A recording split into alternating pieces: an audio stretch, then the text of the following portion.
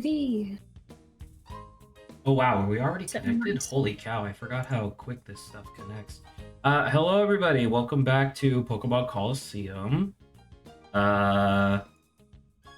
It's really weird just from the perspective of like content that from a viewer's perspective, of which we have none, but from a viewer's perspective, nothing's different about the past week. Whereas to me, that trip was a fucking nightmare. Was it? Oh. I did not have a great time. Dude, why did my... Are you fucking serious? I charged this thing for a goddamn week. Okay, sorry, give me a second. It's just gonna be one of those weeks, apparently. Or no one of those streams, worries. apparently. I haven't even started my thing, so you're giving me some extra time. Okay. Is this thing really dead? The name of the game. I mean, I'm back. Okay. Well, if it dies again, I'll go switch to the other. But anywho, yeah, so I went to a Cisco business conference thing over the past week in Las Vegas. I'd never been to Vegas before, and let me tell you, going to Vegas for the first time while also having a schedule to keep is not easy, you know?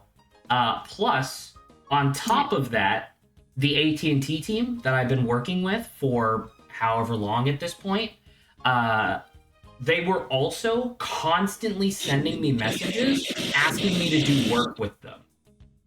Look. Oh. What the hell is that? Is that a vacuum?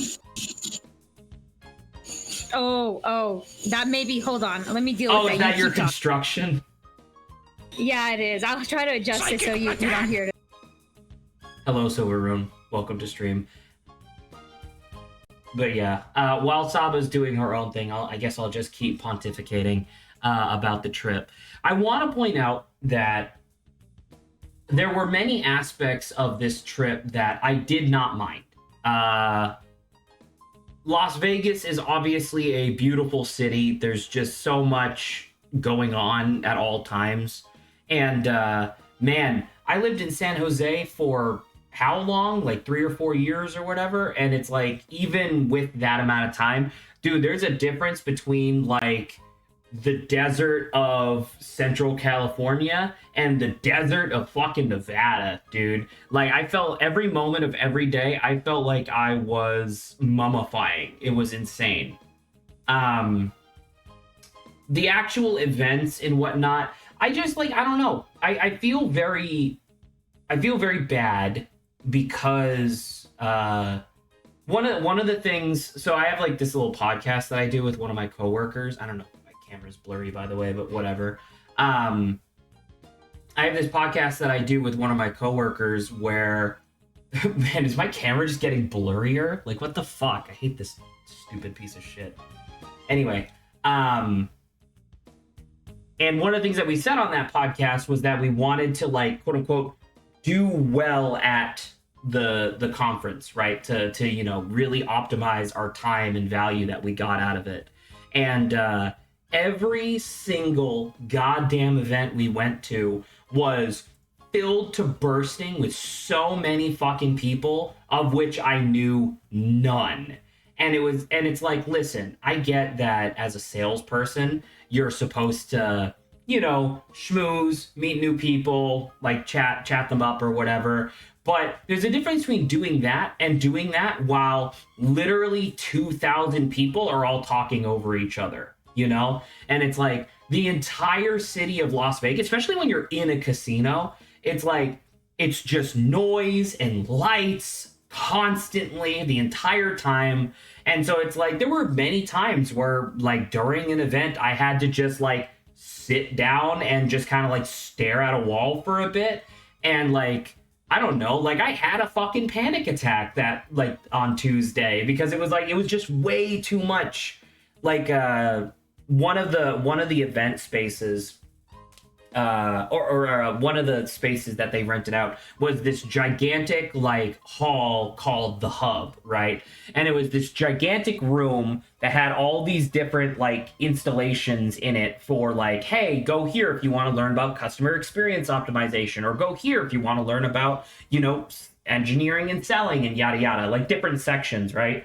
And it was by a magnitude at least the largest room I had ever been in, which includes like arenas and shit, right? Like I've been to football stadiums and this room dwarfed football stadiums. And it was just filled to bursting with people, constant noise, constant like lights like flashing everywhere. And I was like, dude, not to sound like autistic or whatever, but like I genuinely wanted to just curl up into a corner and just wait for the event to be over. It fucking sucked. And then we tie. Oh, sorry. What does Silvermoon say? Las Vegas is an introvert's worst nightmare and torture for ambiverts. You know what I mean? Like it's a lot. It's a lot constantly, and it's like I also started feeling very guilty because I wasn't really talking to people. I wasn't introducing myself like a whole lot, despite that explicitly being the objective of the event. It's like I think by far my favorite things that I did at GSX were when it was like me plus two other people just kind of wandering around, or the woman who got me the job at Cisco, essentially. I had a like business lunch with her and we just talked for an hour and 40 minutes, and like me, her, and her sister just chit-chatting about work and life and yada yada for an hour and 40 minutes. And like that to me was by far the most valuable thing I got out of that event.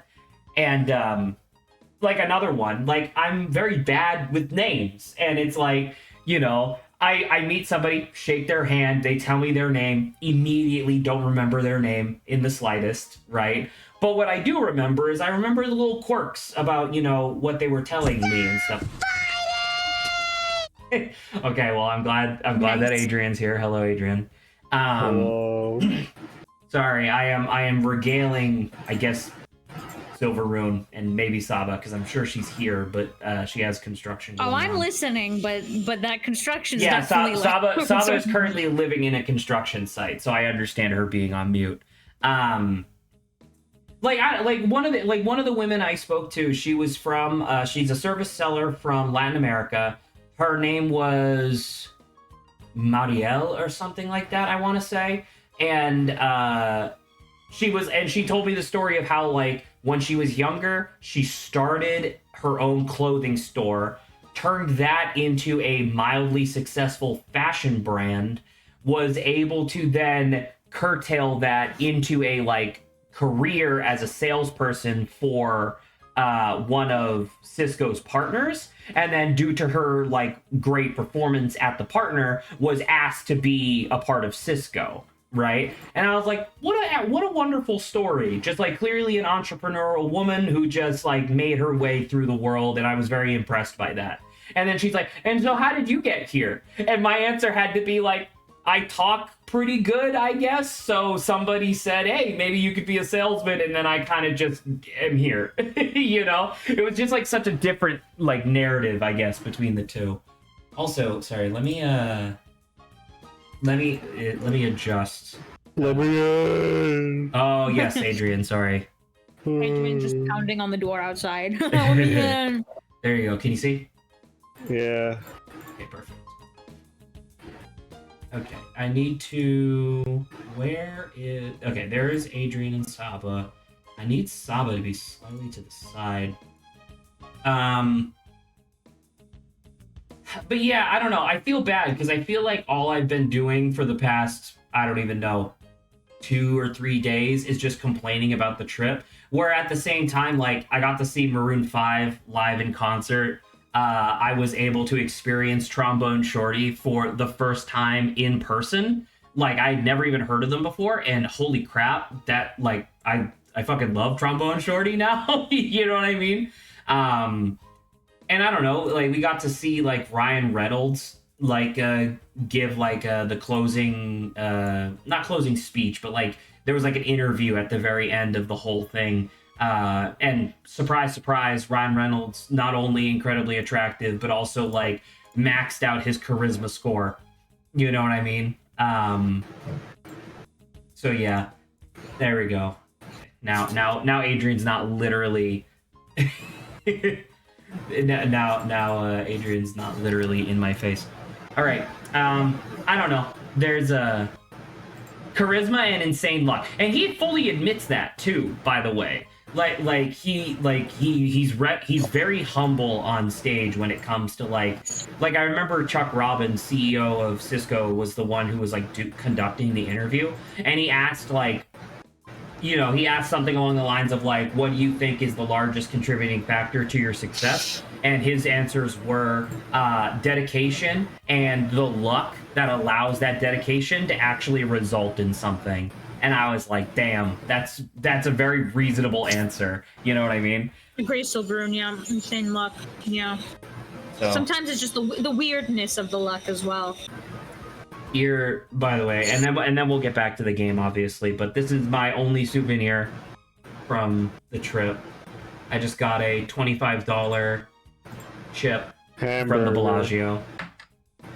I will say, like, besides, like you said, walking around in Vegas, it's really not that. Like, sure, the hotels are cool, but like you'll walk through them once, and you're like, not only do you walk through them once, but they're also incredibly crowded. And then you're just like, okay, well, I've seen it now. And if the weather's hot, it's not fun. It was 102 literally every day out there, yeah. And that sucks. And being in like I hate being in like the desert regions. It's just, and I like dry heat better than like humid heat, but I hate like how bare and empty it is. Yeah. So I don't know. I said before that like if I don't think I will ever voluntarily go back to Vegas, because like there was an aspect of like, I don't know, I had never gambled for Unless real for money. a Mega Mart, I would go back to a Mega Mart. I'm about to say I never got to go to a Mega Mart. I didn't realize that there was a $60 admission. Yeah. Yeah, because it was like, I don't know. I guess, like, on a personal note, I can also say that I was actually very disheartened, like, almost every day by, like, I couldn't handle being in massive, like butt-fucking huge crowds. Like, in the Cosmopolitan, they have the Chandelier Bar, which is where literally all of the high-powered, like, execs and account managers and stuff, they all just spend their entire day drinking at the Chandelier Bar, right? And so one of my coworkers, Sydney, her dad is a director, and so she was very kind, and she had him take me to the Chandelier Bar to, like, introduce me to people. And that was awesome. Once again, like, she didn't have to do that, and I really appreciated, the opportunity. But I don't like when people touch me to begin with, but just standing in the Chandelier Bar and having, like, 6 people pressing against me while they're all just talking to other people, like, it was like trying to cram 1,000 straws into a normal cup. Because, like, everybody was just sideways, like, tilting out. And it's like, man, I hated that, like, so much. And, like, the Chandelier Bar apparently has, like, 3 floors, but you can only ascend floors if you're, like, allowed to. They have, like, a bouncer, I guess. I don't know. Because it's like, I saw one member of my extended AT&T team on the 2nd floor, but what was I supposed to do? Was I supposed to be like, hey, let me up? You know what I mean? Like, what a fucking cringe ass thing to do, especially at a bar that is full of executives, But it was like, I don't know. It was like, because of that fact, I ended up spending like a decent amount of time just kind of walking around by myself. And, I would message people constantly being like, hey, if anybody is doing anything after this event, let me know. I would love to join you. And I would get responses from people saying, yeah, absolutely. That sounds awesome. And then, an hour and a half would go by and it's like, oh, 6 people just decided to randomly go to a Cirque du Soleil concert. and it was like, or Cirque du Soleil show, and it's like, oh, well, I would have appreciated an invite, I guess, but you know, whatever, fuck me, you know. Yeah. Do you know how weird it is being in a bar that is over full with at least 400 people and being one of 2 individuals in the entire bar that does not drink?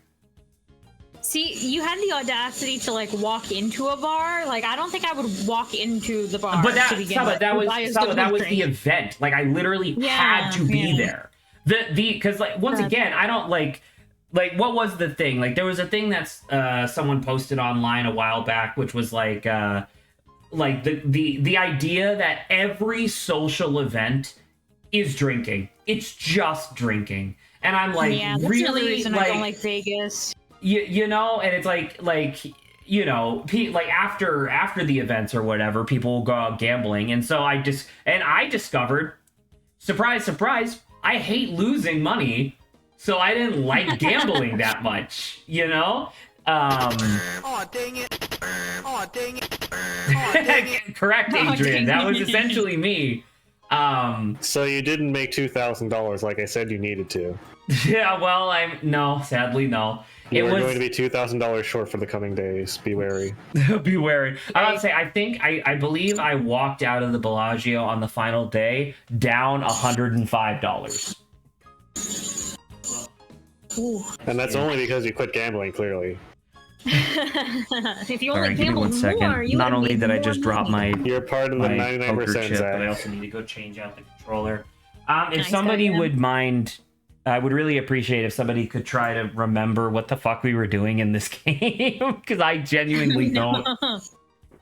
Not a chance. I'm not sure. Honestly, the only other thing I really don't care too much about for when you go to Vegas is that, and I, being in Europe too, you clearly can see the difference between like how much people smoke here versus people smoking in different countries. But like when you go to Vegas, Vegas smells just like smoke all the time. So it's not fun to be walking around and inhaling just smoke. As someone who doesn't drink and doesn't smoke, Vegas is pretty lame. Yeah. Though I think I saw, what was it, a Shake Shack there. I think that was the first time I'd ever seen a Shake Shack, and I tried Shake Shack, which good, but also expensive. Like, I think it's too expensive for, I think, what it's worth. I mean, yeah, it's the primo burger place. So it's gonna be expensive and probably a little overpriced, but probably tastes good. Yeah, definitely worth it being a little more expensive. Sure. Right, and my base is like In and Out, right? That's what I'm comparing it to. Definitely makes sense. Someone says you were going to purify Dunsparce. True. Grant needs 100%. to actually be here for a stream in order for us to purify Dunsparce, and that seems impossible for him. So I guess Dunsparce is just never going to be purified.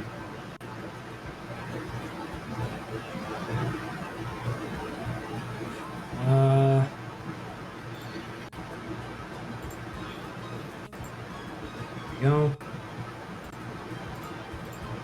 Adrian, can you turn the gain down on your mic? Or turn your sensitivity down or something, I guess. What if I turn it up instead? Well, I don't know what I'm hearing from your mic in the background, but it sounds like some sort of horrible mechanical creature. Yeah. Yes, it's the horrible mechanical creature I hired to accompany me for streams. Correct. It's my comfort shocker. Shocker? It shocks me when I get too complacent. I see. Keeps you on your toes. Grant wins the bet. He said there you to keep me blame him awake. for not being here. I do? What do you mean? Like, like, once again, I know that Grant is at, dude, I fucking hate this camera. I know that Grant is at a wedding right now, and so obviously the wedding is more important than stream. Like, it's just Pokemon Colosseum. But like, he did choose to go. Like like that was his decision. You know, how is it not his fault? It's not like a wedding like randomly like fell from the sky and he's stuck there. You know what I mean? So, anywho, I need to refresh my controller. Also, I want to add to the distaste of Vegas. I also, like, you know, being solicited to is like one of my greatest fears, right? So being on the strip and then seeing like half naked men and women like walking around, definitely trying to get some people to like, you know, take pictures and get money from them is a nightmare. I would definitely like to try avoiding. Yeah. Well, too bad for you, Saba. Because Vegas is full of my hired half-naked men and women. It's true. Hopefully being They're 2 all- feet they're will all help me work like for go me. underneath their radar. They all work for me. You're entering my domain now. I'm trying to use my son to refocus the camera. Your son? Yeah, it's the... You remember when we used to play Root all the time? I got one of the expansions that had like little purple crow characters. One of my little tokens was manufactured incorrectly, so it's missing like a big chunk out of its skull, essentially. So I have kept him like here next to me at the computer, and he's my son. I thought you were talking about the Son? miniature red dwarf star they had in your room. I mean, you know what? Now that you mention it, that's probably why my room is so hot all the time. Like right over there. Possibly. Yeah. You know I where don't that know. light source is coming from? The light source? No, I mean it Yeah, the doesn't. light I mean source it doesn't really throw off that much light. It mostly just absorbs like physical matter. I don't know. It's probably fine. Okay. By the way, does anybody have any recollection as to like what we were actually doing in this, or am I Zach, just? do I look like I give a rat's synapse about this game? It's if only the guy who wanted us to play it was here. You know, you should play instead of this game is tic-tac-toe. We could play tic-tac-toe, it's true. I'll go first. A7X. That's not how. What? How big is this fucking tic-tac-toe board? Standard regulation. Wait, do you still have to do 3 in a row? Yes. So it's at least a 7x7 board, but you need 3 in a row still. Well, standard regulation tic-tac-toe is 1x7. That's not true at all. Well, we've clearly never been a regulation tic-tac-toe. Hold on. Stop being insane for a second. What would that even look like? If we did like 1. Okay. We're gonna take these 1, 2, 3, 4, 5, 6, 7. We're gonna take those, copy that. 2, 3, 4, 5, 6, 7. And you said A7? Yeah. Okay, so I mean I don't have anything for you, so I'm gonna give you the closest thing to an X that I have. There you go. That was your first move. What? I just said the regulation is 1x7. What is this? We cannot do 1x7. Why not? Then why would you say A? There is nothing else. You would just say 7. There's only if it's 1x7, then there's only the one column. Why would you say A? Why would it be labeled? I didn't make the rules, Zach. I don't know. It seems like you I'm might not- be. I'm It seems not like on you the might be director's making the board. rules. Actually, I'm not on the director's board for tic-tac-toe regulations. I just pay all of the board members.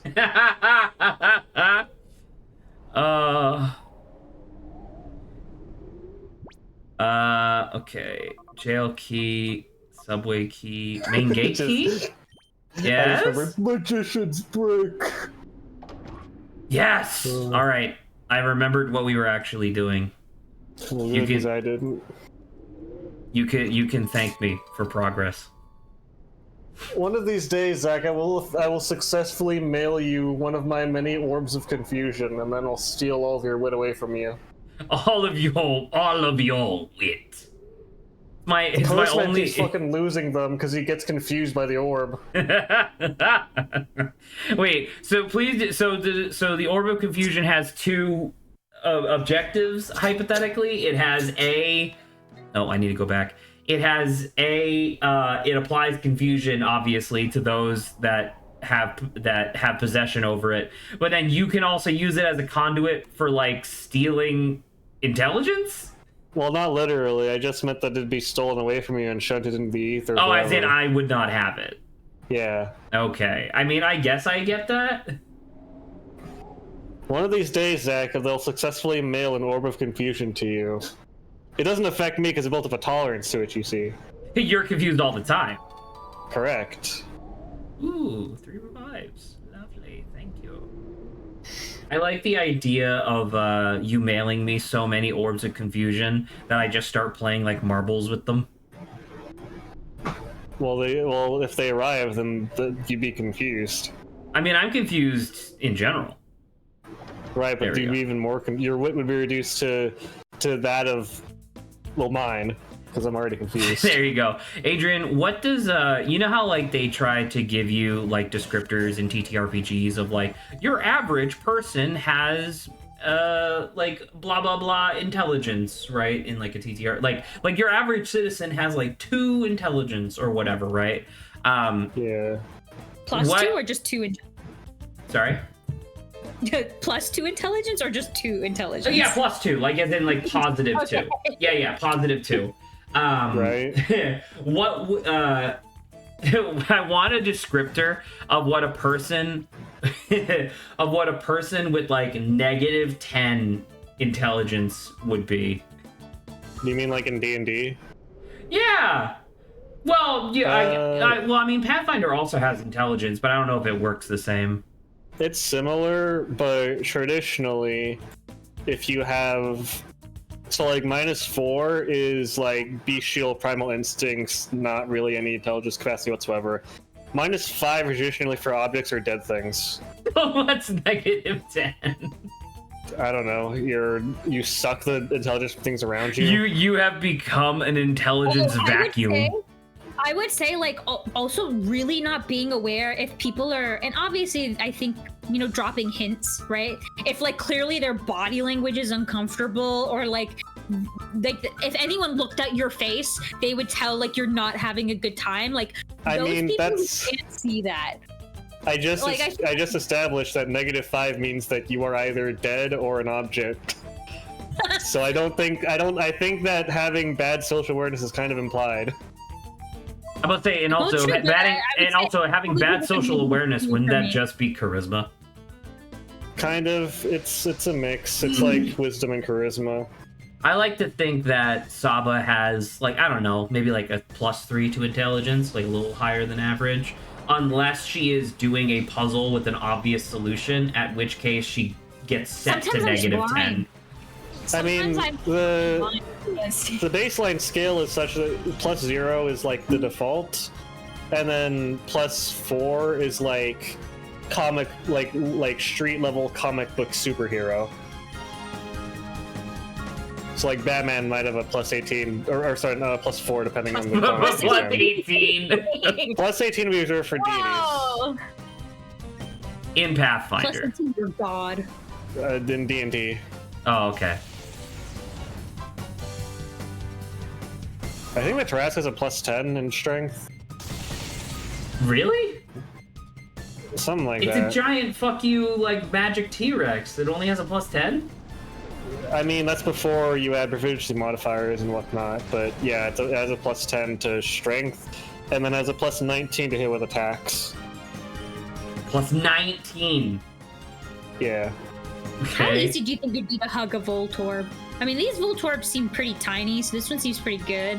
But can't Voltorbs get big enough that you can't even, like, wrap your hands around them? That's an Electrode. I don't know if Voltorbs grow. They're an object, right? I think they grow very slightly right before they self-destruct. That's true. I guess maybe you also don't want to hug them, maybe because of their... Are they like unstable, or do they control if they blow up or not? I think they control whether or not they blow up, but they just choose to blow up constantly because they're mad. Yeah. So maybe don't hug a Voltorb. Do you imagine Voltorb as being solid all the way through? I imagine that if you open up a Voltorb, you'll see like Dark Souls mimic guts. Oh. Ew. Gross. I mean, because that's basically what they are, right? Kinda, yeah. I'm about to say you're not completely wrong. Imagine if instead of a Dark Souls mimic boss growing big spider legs and stabbing you, it just fucking exploded and you died instantly. There are some bosses that do that in the Dark Souls franchise, yeah. Says, I think they're hollow, but have like a gyroscope or dynamo inside. I mean, yeah. I guess so, because like Magnemite is clearly solid, right? Like it's clearly a solid like steel sphere with like magnets and screws and stuff, right? But like I almost wonder, because Voltorb, I don't know how good Voltorb's like physical defense is compared to like other Pokemon, but there's something in my mind that makes me think that if you just had like, you know, Wood Hammer, right? Like that's a move that you can do where it's just like a grass type move where you just go kaboom and just like hit them. If you hit the Voltorb with that hard enough, I think it would just shatter like Humpty Dumpty. Like if you tried to kick a Voltorb, do you think it would like roll? Like, do you think it would actually roll, or do you think you just essentially kicked like a cement? Like a ceramic ball? Your foot just goes straight through it without it, and it just shatters on the spot. I don't think they're that delicate. but I like the idea of them being that delicate. That's pretty funny. I don't know, because I don't know. Just thinking about it a little bit, and it's like in my mind, I feel like Voltorb and Electrode are both like partially hollow in some capacity, right? Like I can appreciate the idea of them having like, you know, maybe like some sort of machinery inside, because they are clearly like some sort of weird robot thing. But like, imagine you have a Voltorb and you pick it up and you like twist its like top half so it starts ticking like an egg timer, and then you like roll it into a police station. You know what I mean? They'd probably all be like, get down! And then they'd have a bunch of rock Pokemon. Could you imagine that scene from like a fucked up Pokemon anime where it's like a terrorist is using like a Voltorb or an Electrode to like blow up a building, and so the only response that you could possibly have is to try to capture it before it explodes and kills everyone in the building? Or just bring a Psyduck with damp. You know what? This music's pretty good. I think that would work. Music is pretty good. That's Baby wants to form and go flying like a self-destruct. kickball, but kicking an Electrode is like kicking cement balls in front of target. That's what I was asking, Silver. Wondering whether or not it would actually move, or if you attempted to kick it and just shattered your foot. That's what I was questioning. Actually, I guess we could figure this out. Can you look up real quick the Pokedex entry for how heavy the average Voltorb and Electrode are? Electrode is 3'11" and 150 pounds. 150? That's not insignificant. That's like a little heavier than I am. And then a Voltorb is 1 foot tall and about 25 pounds. Holy fuck! It fucking hextuples in weight by evolving? It's the size of a Subway sandwich when it's a Voltorb. Damn. Well, sorry, it's 1'8", so it's like like a Subway sandwich and most of a Subway sandwich. Yeah, Electrode becomes like huge in comparison. But it's only 150 pounds, so I mean, it's not hollow, but at the same time, it's not as heavy as I would have expected, actually. It's like a little heavier than I am. 50? That's really funny. Also, that's the average of the Hisuian and the... Because Hisuian Electrode is made of wood. It's made of wood, pounds. yeah. And the normal Electrode is 146, so it's probably plastic. I mean, that makes sense, right? Because the idea was that when they originally came up with Voltorb and Electrode, they were supposed to be like yokai possessing Pokeballs, right? Like that was always the intention. So it makes sense that they would be like partially, if not entirely, made out of plastic, as Pokeballs are. It was interesting. So I'm assuming, right, all the ghost Pokemon, are essential. Some of them, I guess, are essentially, they could have been other Pokemon, but they kind of, it's not even reincarnation, but now they exist as like different. They died Pokemon. and metamorphosed into the ghost Pokemon. Exactly. Yeah. Like some were actual people that turned into Pokemon. Also correct. But, hey, by the way, quick tangent that I would like to just go on really briefly before we continue this conversation. I would like to point out that my parents have abandoned their dog for a grand total of 10 hours now. Acknowledged. I just wanted to put that out there for the record, you know, just in case anybody ever wonders why I'm so pissed about having to take care of this fucking dog all the time. Anyway, please continue.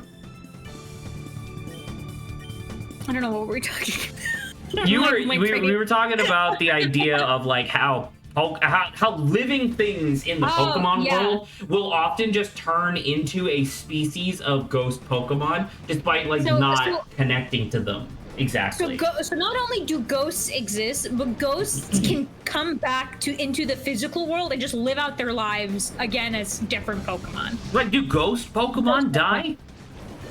What the fuck was up with that one, whatchamacallit, Marowak that just turned into a ghost Marowak instead of a different ghost Pokemon? Is that from the show? That's from the first video game in Lavender Town. Huh? You don't remember there in Lavender, in the big tower cemetery, there's a ghost it's like, oh, you need the Soul Scope to identify, you can't comprehend its form, and then you get this tech and look, and it's just a Marowak, but it's uncatchable because it's a ghost. And then when you beat it, it goes away. Wow, I don't remember. That's crazy. I don't remember that. That's from the very first game, and in the remakes too. Well, because I remember you needing the Silph Scope to do something in Lavender Town, but I didn't remember. Like, I always thought that it was just like a Haunter or something. I didn't realize that it was a Marowak. No, yeah, it has a unique sprite. It's they use it in all the creepypastas, and then that you see before you can see the Marowak form. It looked like this, and it was really scary as a kid. Oh. Say that's pretty weird, actually. I guess there's a threshold though for turning into some ghost Pokemon. And the weird thing is that like once you comprehended its true form, it was still ground type. It didn't count as ghost type. But then when you beat it, it went away and it was uncatchable. That whole rain shower thing happening, my mind just went to like someone's watching on like a video camera being like, gosh dang it, Michael's Castform has like rained all over aisle or hallway 5. We gotta go clean that up, boys. It's like, come on, man. I do like the idea of just thinking about, wow, that dealt a lot of damage to a creature that was also a water type. That's kind of bullshit. Yeah, look at that. Oh, maybe that's why I didn't remember, because I played Fire Red and Leaf Green, and yeah, it just looks like a Marowak. Well, it looks like the ghost thing first, and then you get the Silph Scope, and it looks like a Marowak. That's really weird. Because do we have other instances of that? Because we definitely have instances of people like dying and turning into ghost Pokemon, right? Because that's what like Mimikyu was in Sun and Moon. Wasn't Mimikyu like a kid that died or something? I thought Yamask was also children that died or something. No, I know. What is it? The pre-evolution of tree? Was it the tree ant? What is it called? Yeah, the pre-evolution of that's like kids getting lost in the woods. No, Mimikyu is the children. I don't know if Mimikyu has a lucid origin besides just describing like, hey, it fucking hates Pikachu. I thought it was, well, it's jealous of Pikachu, but I thought it was, I thought like, because there was a gym leader where that was their signature Pokemon was Mimikyu, and I thought they talked about that, but maybe I'm just wrong. Also, by the way, I totally forgot, I only just remembered that gym from Alola was just like an abandoned, like, grocery store. well, I was gonna say I don't remember the lore, but I do remember that like the whole thing is like, oh, you're taking pictures and then there's nothing there, but when you turn the camera on, there's a Mimikyu and then it attacks you. Remember that. Ghost Pokemon is such a weird concept in general just to have in your video game. You know what I mean? Because it's like it implies a lot of like not world building like exactly, but it implies a lot of like, I guess, mechanics that exist within the world that they just never really touch upon. Like, what dies and turns into a fucking dust skull, right? Like, what like, I almost wish that it was based on region. Like, the idea of, like, oh, if you die in this part of the world, you turn into a ghastly, a dust skull, a whatever, right? Or like, you know, imagine it's something along the lines of, like, oh, if you die by drowning, you turn into a blah, blah, blah. You know what I mean? They need to dedicate an episode to our theoretical Pokemon research anime where they just go into the origins of how different ghost Pokemon are created. I think we talked about that on stream before, right? How it's like, I watched Pokemon Concierge, and that was obviously, like, Pokemon Concierge was pretty good, but I wish that they did, like an extended version of that where it's Pokemon Concierge, but they're studying, like, the weird edge cases of, like, Pokemon lore, you know? That's where I start questioning whether or not, like, whenever people kind of ask me, like, oh, if you'd want to go into any, like, fictional world, what would it be? Like, I feel like a lot of people say Pokemon, but I've now caveated. I'd be like, Pokemon without all of this extra information of, like, you know, the Pokedex infos and all this, like, ghost Pokemon. Like, oh, Slugma's the sun. Well, right, and so that brings up the same thing, right? Which is, like, how much of the Pokedex is actually actionable information? Like, how much of the Pokedex is, like, real, like, study and science versus it just being, like, a bunch of kids reporting on, like, the fun stuff that they're thinking of? You think that youngster Joey got a Pokedex and was like, Slugma's 4 billion degrees hot, hee hee. Literally, and yes. Everyone's just like, yeah, okay. Well, because once again, but like... also, what is it? Besides like that information as well, I feel like if I were to transmigrate into, like, Pokemon or something, if I were to, like, know that, like, what was it, Phantom was just, like, a soul of a child, I feel like I don't think I could look at them without, like, crying like, constantly. So it feels like having that also kind of stuck. Yeah, it would be like a lot of the ghost Pokemon would be really messed up to look at it. Okay, hear me out. What if in the next Pokemon game, next to every Pokemon entry they give you a number of, like, thumbs up to thumbs down, and then half of them are just bogus with, like, 14 thumbs down. They're like, this is bullshit, obviously. No one thinks this is true. That would actually be really cool. The validity of the info. Oh, like... Where it's like, Slug was 4 billion degrees hot, and there's, like, 69, like, thumbs down.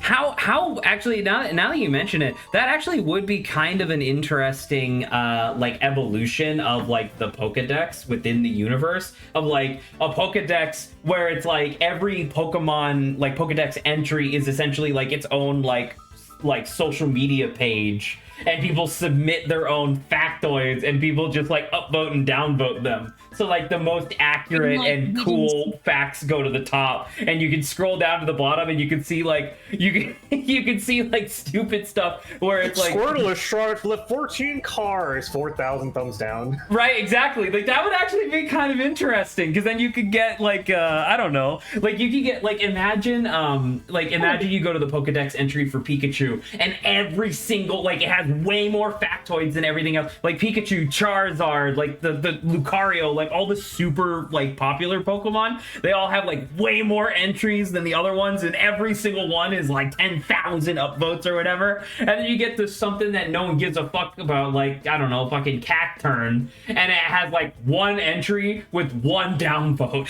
And it's like, ooh. Or maybe, like, the more rare they are, right? Yeah, the less people have, like, seen or made entries of them. Well, because that would be the thing, right? Like, within the context of the video game, you would only be able to even access the page of that dex by seeing the Pokemon, right? So it's like, if it's a rare Pokemon, you just literally don't see it in your Pokedex at all, obviously. Like, that would be, like, could you imagine how cool that would be if, like, you in the universe, like, in the game, are the first person to discover, like, whatever Pokemon, like, whatever legendary, and then, like, you're the first entry on the page, and it's like, yes! That would actually be kind of cool in its own right. The page for Ditto would definitely have a bunch of facts about every Pokemon besides Ditto. Oh my god, like the Game Freak would never be able to do this because they're already like dying, but like could you imagine where they just start like with like whatever region this would be, right? Like imagine it's the remake of like fucking Pokemon Gen 5, right? Because Pokemon Gen 5 was supposed to take place in like fake the United States. So imagine in that remake it's like, yeah, depending on like where the Pokemon is commonly found, you'll get like memes.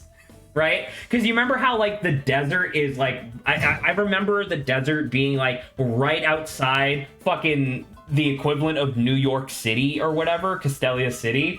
And so it's like, imagine like the Pokedex entries for Yamask or whatever just have some weird Castelia City memes in there because people are just, you know, people just live their lives. Like that's actually quite interesting. It would take a lot of effort and a lot of writing to do, but like that would be awesome.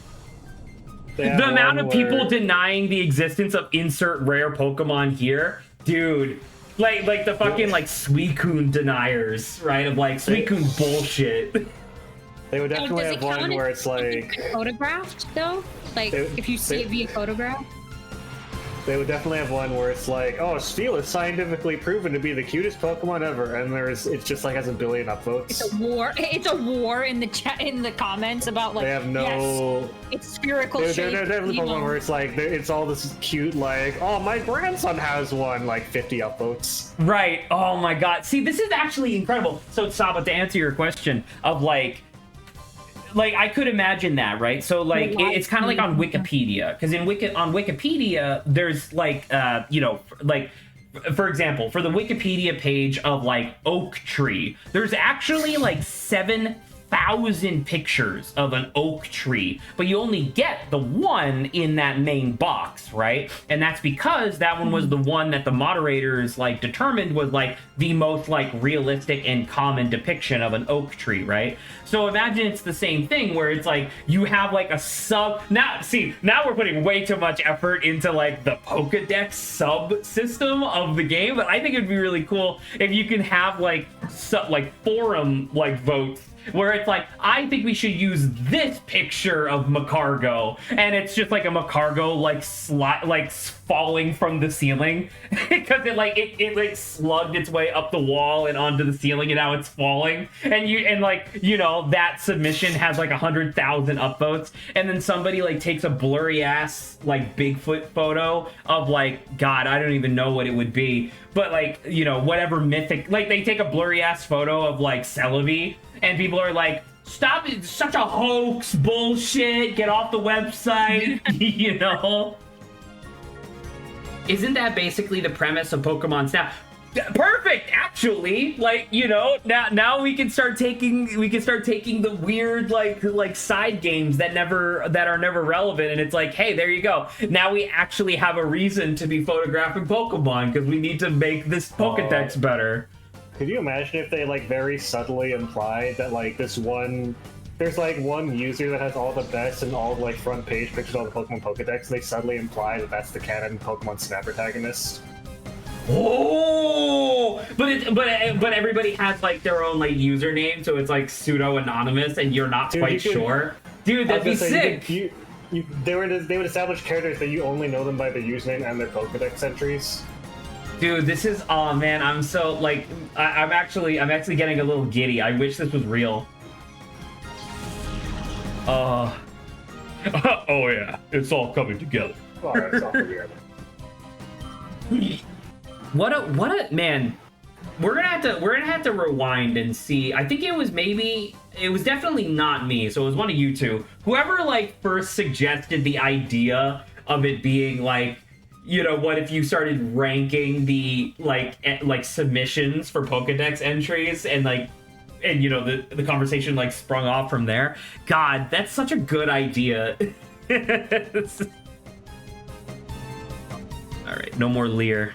Leer doesn't deal damage, so it doesn't belong on Entei. There you go. Oh. What are some like good like high level renames of like a healer, because like you know how there's like a slime and then red slime's the higher level recolor of it. What would be like the I guess class upgrade for healer? You're talking about like if you have a base class that is healer, and then you level up and change them and like promote them like Fire Emblem style. What would that be? Well, you could definitely do something like, because typically it's just something more niche, right? So it would be like healer would be the base, and then you could like promote them into like cleric or apothecary, right? The idea of one healing through faith and then one healing through like alchemy, something like that. Yeah. Oh, I guess I could just steal from Darkest Dungeon your Vestal. That sounds cool. I don't know what Vestal is though. Yeah, why not? Oh, Darkest Dungeon. Now that you mentioned Darkest Dungeon, I wanted to bring up something about Darkest Dungeon 2, because I still don't like the game very much because it's like brutal and I hate it. But at the same time, one of the coolest things about, I guess, spoilers. Until it got brutal. Well, I guess spoilers, by the way, if anybody gives a shit about like Darkest Dungeon lore or whatever. But like, in between Darkest Dungeon 1 and 2, the idea is that you canonically fail your quest in Darkest Dungeon 1, right? So, like, God and heaven and all this... Happened? Sorry? Oh, I didn't realize that's what happened. I mean, I don't mind being spoiled, but well, I didn't realize because you, the player, can succeed, but the canon ending is that you fail. That sucks. well, and that leads into Darkest Dungeon 2, because that's why, like, when you do like the intro or whatever, when you watch like the intro cinematic, they talk about how like ruin has come to this world or whatever, because the apocalypse has occurred. And one of the interesting factoids from the very beginning of the game was that, all religious like people, like all religious entities, died when the apocalypse occurred, because essentially all of their life force was sucked out of them and like obliterated along with the rest of like divinity and stuff like that, right? So at first there was no Crusader and there was no Vestal, right? Like those classes were not in Darkest Dungeon 2 initially. Obviously, that was never going to stay the case because those are really popular classes and people wanted to play as them. But when they reintroduced the Crusader, the idea was that for him, his faith was in like law and justice, not necessarily God. So he was able to survive, and so like that's why he's like still in the game. And then only a couple weeks ago, I want to say, they reintroduced the Vestal as a character that you can like have in the game. And apparently the like revelation, because like her thing was that all of her powers came from faith, right? Like ideally, but it turns out that because it's the same character canonically from Darkest Dungeon 1, and it's revealed that like, oh, actually she never believed in God to begin with. She just figured out that if she said things in a certain way with a certain conviction, she was able to like do magic for free essentially. So she just like faked her way into being a devout like cleric, and I was like, dude, that's fucking sick. I love the idea of just faking your way into priesthood. Getting away with that. Well, because it prevented her from dying. Like, it actually turned out to be the correct thing to do. So just as a reminder, right? It wasn't like your estate or whatever, the depths of your estate. That was just one of the entry or exit ways for like the demons into the realm. It didn't start at like your estate. Did start there. It did start there. So the guy who does the voiceover, that is the quote unquote ancestor, right? That is a canonical character within the world. And the idea is that he's doing all of this crazy, fucked up, like eldritch research and whatnot. He discovers that you can tap into the ultimate, like, eldritch force in the world, which was the, like, primordial force of darkness. And that's, like, the secret final boss after the final boss of Darkest Dungeon 1, right? So, yes, like, it's not just like, oh, this is an estate, which is a way to get in. Like, that is true. Like, technically there are many different ways that you could get into the realm of, like, pure darkness or whatever. But it's like, no, your ancestor was the fuckhead who decided to, like, not only, like, poke a hole and look inside, he decided to rip open this giant gate and was like, hey, get over here! You know? So, No, anything about Darkest Dungeon 2. I just think that the art style looks cool, and I like the voice. Absolutely, acting. Red Yeah, I Hook. like Red the Hook art is doing great style. work. And the voice, that like the narrator, fan freaking tastic. I know there are some people that didn't like the art style. And that's what Love that I guy's just want to voice. say. I think those people can suck an egg. Well, because it is different, and it's like I have been one to say many times Oh, Darkest Dungeon that 2 looks that different. well I've been one to say many times that I hate it when an indie game will have a really good like pixel or 2D art style in the first game, and then in the sequel they decide to go 3D. And it's like, listen, I understand that 3D allows you to like work your pipeline 3D. better, and Oh, you're able to reproduce stuff easier and yada yada. But like almost every time, the overall style and aesthetic of the game just fucking tanks, and I fucking hate it. But luckily, But in this is this like a particular case, Red Hook put so much effort into trying to recreate that like same like style and animation from the first game that I think it works really well for Darkest Dungeon 2. Like the battles are still like the 2D. Only the like the wagon and No, stuff the battles is kind are of also like this 3D, weird- Saba. The Is fact it? that I'm the trying fact to that you look don't at the picture. recognize that is because of how much effort they put into it. I also have not played the game full or like at all, so I can't. It's good. I haven't seen At too least many the art images style of looks it. good. The art Well, I style have is the very first good. one. Yeah, because I had seen the when you're in the cart, and I saw like that's like a 3D like storybook with like kind of 2D elements, but you're with some like 3D models. But like I haven't seen the fights and stuff. I'm about to say everything in the game is 3D except for the UI. Everything is 3D. That's really impressive. Yeah. Yeah. I It's agree all with it's all that. just like forced it's all just like forced Ooh. perspective and stuff. So like the reason why it looks like it's 2D is because they're using the same like hard black shadows from the original art style, but they're rendering it in a way where it just like I don't know. If you watch like I know like RT Game, for example, played Darkest Dungeon 2 back like 3 updates ago, or I want to say, or whatever. Like if you watch just like his playthrough a little bit, it's very obvious that it's 3D, but damn, does it look good in 3D? You know, it's kind of like Guilty Gear Strive, right? Where they put so much effort into recreating a 2D art style in a 3D engine that I don't know, it just works. Oh, Scoozy. It's quite good. It is quite good. Now, once again, I don't particularly vibe with the gameplay of Darkest Dungeon and Darkest Dungeon 2, just because I feel like the game relies a little bit too much on, oh, you're fucked, you know, like, hey, you randomly lost a like dice roll, so now you're just fucked and you have to restart. But that being said, in Darkest Dungeon 2, it's way better, because in Darkest Dungeon 2, your runs, it's more of a roguelike as opposed to the original, which was a lot more detrimental. Because in the original game, when your party died, like those characters were permanently dead, and you would have to spend the next 12 to 15 hours like building up a new party again, right? Like that's how that worked. Whereas in Darkest Dungeon 2, it's just a roguelike. It's essentially just, Slay the Spire without like cards.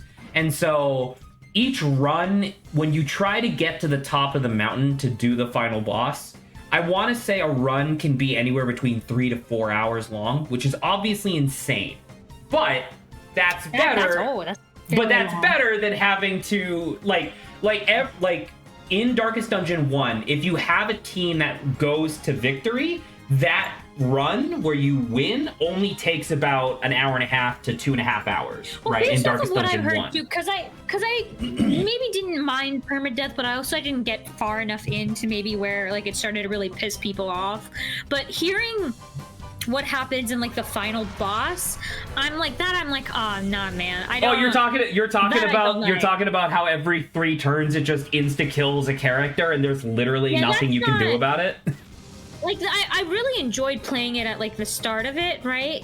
Because it felt much more easier to kind of like build people. Like you said, I think when you start getting towards the end, I think at that point I haven't finished it, and probably I will never finish it just because of those kinds of mechanics. But very strong start. I like you said, I like the visuals. think the gameplay had potential, but like, yeah, being super brutal kind of sucks. Well, I know because I that's don't like the enjoy point, right? The point of the game is that it's super Yeah. brutal, and I can appreciate that there are people who like enjoy that, but it's just not me, right? It's just not me. Because there's a difference between having like this be like, well, this game is designed for this group of players because they like this type of game, versus like even within this group of people, only like a fraction of a percent of this group will actually beat it. Now I'm like, okay, now this is like, the group is too tiny. The amount of people dedicated to actually finishing this, if it's like so small within like the group that likes this type of game, I don't know if that's worth it at that point. Can I give a small update, by the way? I wanted to check with my parents to see like, hey, when you guys getting home? The dog is obviously freaking out right now. It's gonna be about another hour and a half, so that's gonna be over 12 hours of abandoning this fucking dog. So I'm gonna do the reasonable human thing, and I'm gonna go feed that fucking dog, since my parents apparently think that he's a toy. So you guys chat amongst yourselves. I'll be right back. Adrian, do you find it amusing that 2 + 2, 2 × 2, and 2 squared are all the same thing?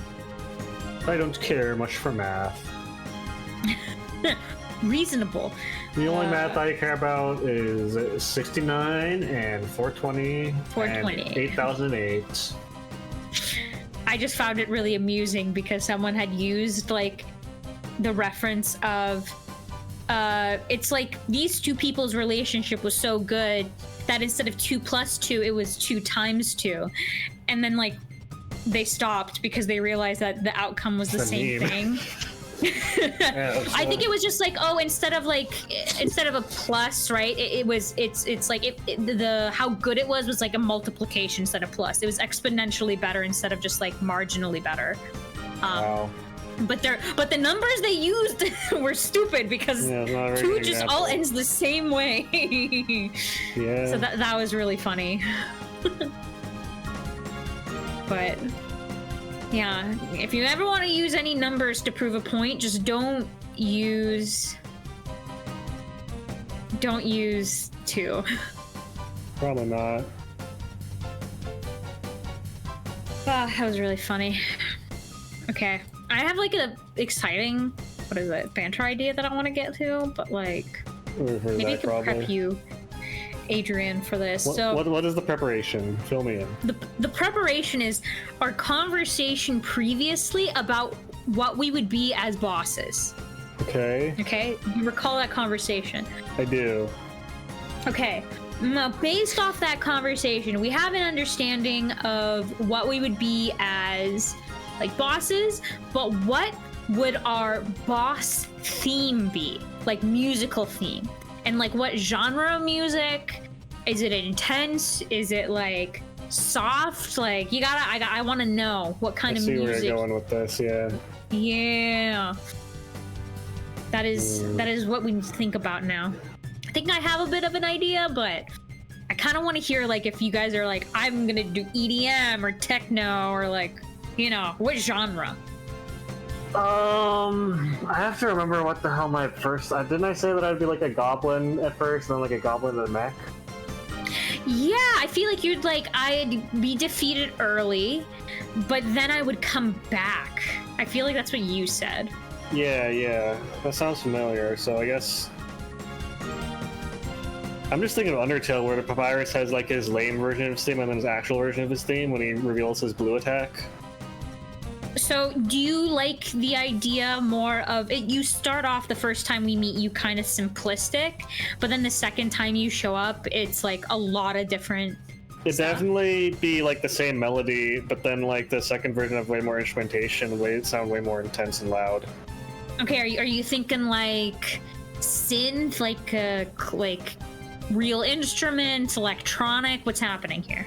I don't know about the specific genre of music, but I'm just thinking conceptually of like the first time around, it would be the same music as just the surrounding area, but like a little more intense. and then you wouldn't hear that song or that sound from the beginning area for a long time until like eventually come back near the end, and then you hear that song again, but it's like all this way more intense this time. I think it'd be pretty cool. I think I would totally, because if you recall, well, I guess I was in, at least for the boss, I said I think I would be a chef in a book. But I feel like I would totally have like a more classical, like, you know, with piano and like all those kinds of instrumentations. I don't know if I would go full on choir, but I definitely would like maybe a more, just, I guess I don't mind maybe some electronic sounds, but I definitely, if I'm comparing it to Undertale, I don't think I would sound like Undertale. I would definitely sound much more like classical music. Hello, Zach. Hello. Zachary. Saba was prepping me for the next whatchamacallit banter topic idea that she had. Okay. Yeah, and I mean we've kind of already started foul. talking It was a about bad idea. It was a terrible idea. We do like a good leitmotif indeed, Silver. So, Zach, leitmotifs are awesome. Fucking love leitmotifs. They're gonna go out of fashion one day, but as of right now, they're so awesome. Zach, do you recall a conversation about us being bosses, like in a video game? Yeah, obviously. Right? If you remember that, what would your music, like boss music, be? Are you going like genre electronic? Or? Well, just all of it, or do you want like you said, you want like EDM? Do you want more classical? Is it going to be simplistic in manner, or are you going to I feel I overwhelming feel with like a Zach lot could of match his things? theme of being like. I'm about to say it's going to be some poker? variant of like casino, like video game casino music, but I have an I have there's something that. Give me a second. I'm yeah, I know. I could imagine. Wait, what is it? I don't know if I recall what Zach said he would want to be. Do you It's recall like Adrian and Zach boss? Like a floating floating magic hat with like big gloved hands. It was kind of like a mix on the classic like hands with eyes in them, except casino themed. Yeah. Oh, okay. Well, doing card tricks and using like dice to kill people. Okay, let me Sleight of hand, one may say. This? Nope. I like that. I feel like mine probably wouldn't be too busy. Like you would have like this like we said, a leitmotif going on, but okay, I found it. Maybe somber-ish in tone. Okay, give me 1 second. I don't know. I'm assuming you guys could probably hear that since I'm on Parsec, but yeah. Oh my god, I didn't even realize this was Sonic Mania. So I would want something like this to be my boss music. There you go. Take a listen to that if you want. There you are. Oh, on air. Oh, someone also posted something on the other one. Oh, I can hear it from here, yeah.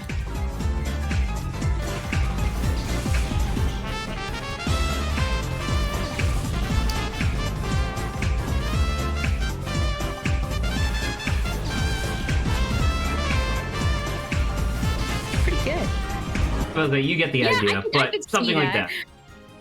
I could see yours also as like your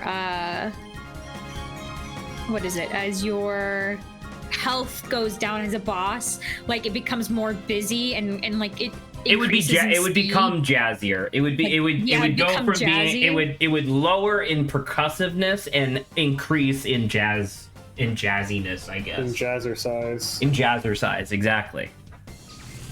Oh, sick! Now, Magnemite just used thunder, just straight up, and killed Entei. I don't know. Fair, we all know what Zach thinks of Genshin, right? But let me tell you that some of the themes for these characters go so freaking hard. Let me, and I don't think this is what I would be, but I want to just share with you like one of the themes of one of the characters, and I think Zach, you're just gonna be like, "This is amazing."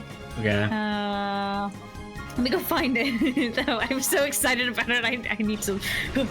Okay. I don't know, Silveroon. If you haven't heard of some of Genshin's like character themes, fan-freaking-tastic. Fan-flipping-tastic, one man saying. Fantastic. SpongeBob. SpongeBob. Okay, I'm gonna skip this.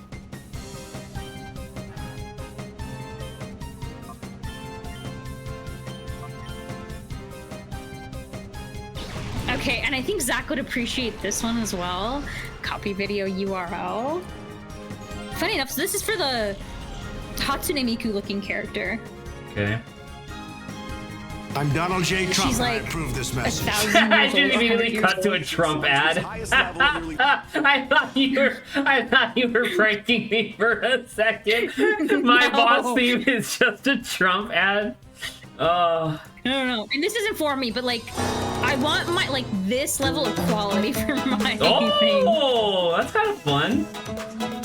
Oh, wait, hang on, This is super Shantae. I kind of like There you go, this. Zach.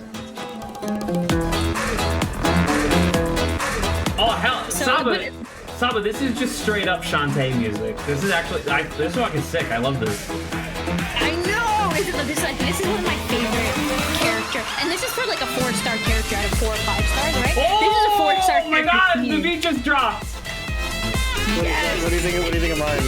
Oh, Adrian, I'm not participating in your bullshit. Why not? Oh, Adrian's the one that posted the video. You're the one who brought it up, Zach. Dude, I'm not Like, I gonna lie, definitely that's go a more fucking classical. awesome theme. Holy shit. Dude, that is 1,000,000%. Gonna add this to a heist theme playlist. Silverman, send me that later, so when I eventually get around to doing the heist campaign, I can just steal it.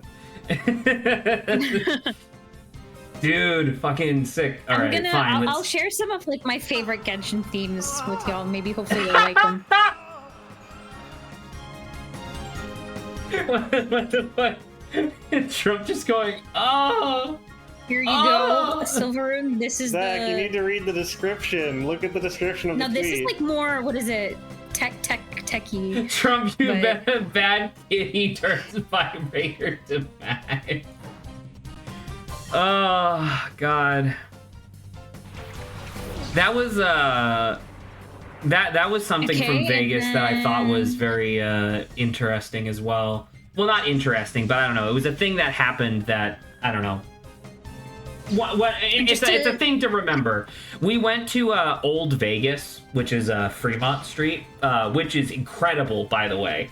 Actually, you know what? I think I have a little video of us on Fremont Street. Give me 1 second. I'm gonna post it in the thing.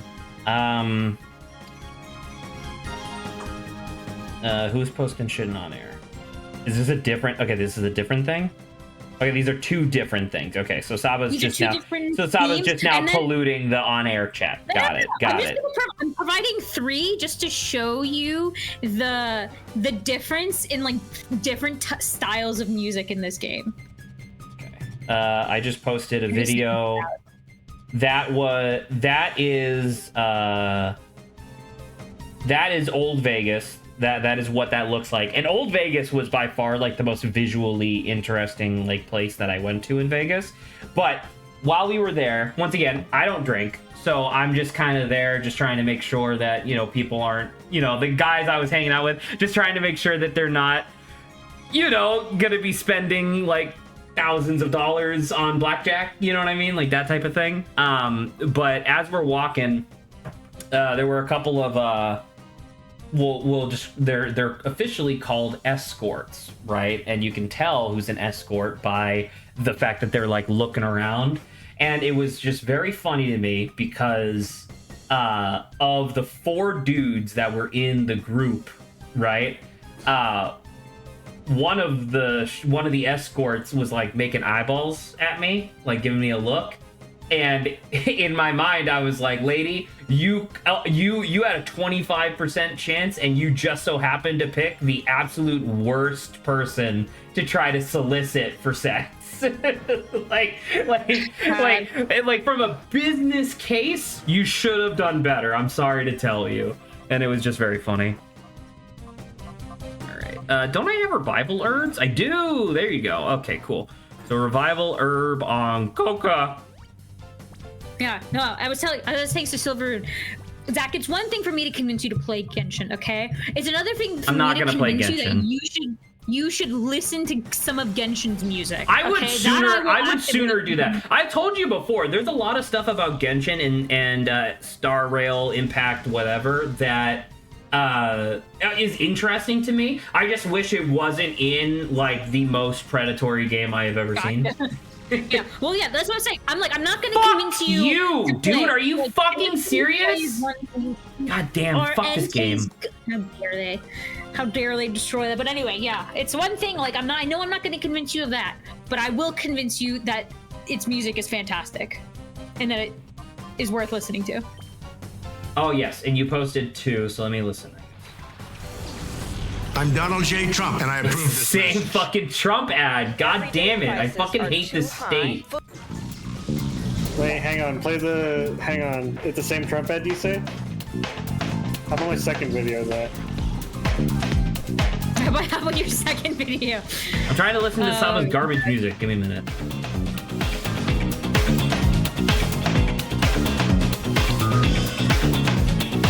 They're all in like different. I think you listen to the second one. It's like kind of like tech. I think. I don't know how it's called. Electronic. No, it's a little disco.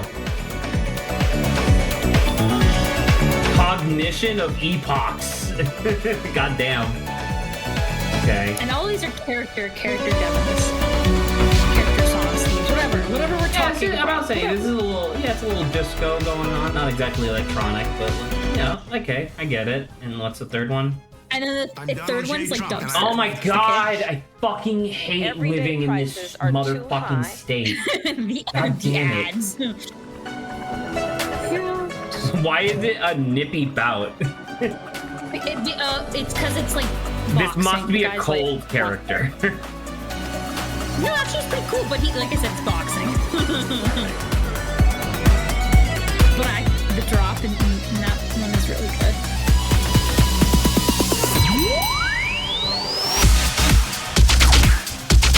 Yeah, it's pretty good. I like it. I like the beat drop just being like a fucking ding ding ding ding. That's right. That's kind of fun. There's, I think, a better drop a bit later, but I don't know. Anywho, And these are all relatively short, which I'm like impressed by. Really good. Music's good. Magneton used tackle against Fudge. Fudge is my last living Pokemon. There you go. Well done.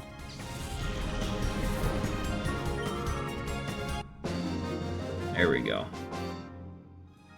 I really hope that there's like some sort of healing station coming up soon, because goddamn. Do we want to do another banter topic? Like, don't you have banter topics, Adrian? Sure. I had a smidgeling of a banter topic, one might say. Okay. What the fuck is a smidgeling? It's like a smidge, but even smaller. Oh, okay. So I wanted to discuss the scale of a final boss physically in relation to the protagonist in video games in general. How so? Like, what context are you trying to get at here?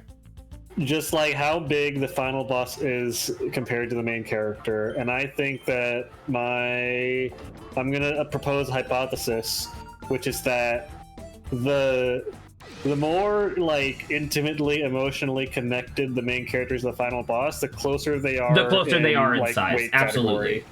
Yeah. Yeah. I'm about to say, I fully agree with this. Yeah. Because like I think I'm gonna be honest, Shadow of the Colossus, pretty solid game. I don't think what's his face has that much emotional backstory with the giants. God, Well, what's his name? It's Malice, I think, right? I think so, but yeah. Yeah, well, because that's the thing, right? Is that the final boss isn't really Malice. It's when you transform, right? Like, technically, that's the final encounter, since you're guaranteed to die anyway. So, Right. but because obviously there's like a bunch of games that don't really have final bosses in that same sort of way, right? Like there's a how do I phrase this? like Dark Souls, for example. The vast majority of Dark Souls bosses, they usually have a, like...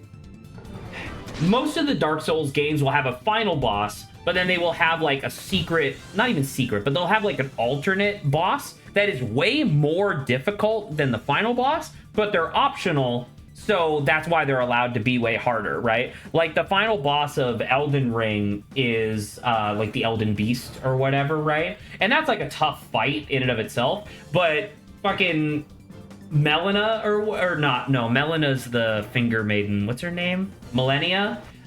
She's, like, fucking ridiculous, right? She's the one that you see in all the GIFs doing, like, 1,000,000 sword slashes in a row, and then you just die and somebody throws their controller through a screen. And, like, yeah, she's bigger than you are, but that's because of, like, you're closer to the camera. So, physically, in accordance with the camera perspective, she's about the same size as you, unless you're right next to her, in which case she's, like, 11 feet tall, and you're just, like, 6 foot whatever, right? But... I'm trying to think, what was the last video game I played where the final boss was like a giant creature? Because like even, and I mean spoilers I guess, because we're gonna be playing Chrono Trigger eventually, but like the final boss of Chrono Trigger is Lavos, and Lavos appears as this like giant, like moon-sized creature, and you're just beating the shit out of it. And then when you defeat its first phase, you go inside, discover that it's essentially just a biological spaceship, and inside is the true final boss, where it's just an alien guy who's about your size. So I don't know, there's something really to that, where I feel like a lot of the best like final bosses in video games are about your size, typically. I mean, I will say that whatchamacallit? I said this thesis, and then like, and then like, when I thought of the answer, I was like, well, like, but what about Sephiroth? Because doesn't he turn into a big angel dude? But like, he's like extremely tied to Cloud's backstory. True, but the thing is he starts normal size, and then it's escalation, right? Like that's the idea. Yeah. So like, and that's Final Fantasy, because Final Fantasy does that all the time anyway, right? Where it's like, you know, a bunch of, like, that's where the classic joke comes from, right? Of like, a bunch of kids start out on an adventure to kill God, right? Like, that's Final Fantasy to a T. Right. And Sephiroth fits into that category very neatly, because in Final Fantasy VII, he's just like a dude, and then he ascends to, like, you know, whatever super stratus godhood, and then that's when he turns into, like, the true one-winged angel. So... but yeah, I don't know. I'm just thinking about it, and it's like I think you're quite right. Like, can you think of a video game where the final boss is like a big monster thing or whatever? I genuinely can't think of any. Hang on. Silveroon, feel free to chime in because I know that you like know things, I guess, or Saba if she wants to participate.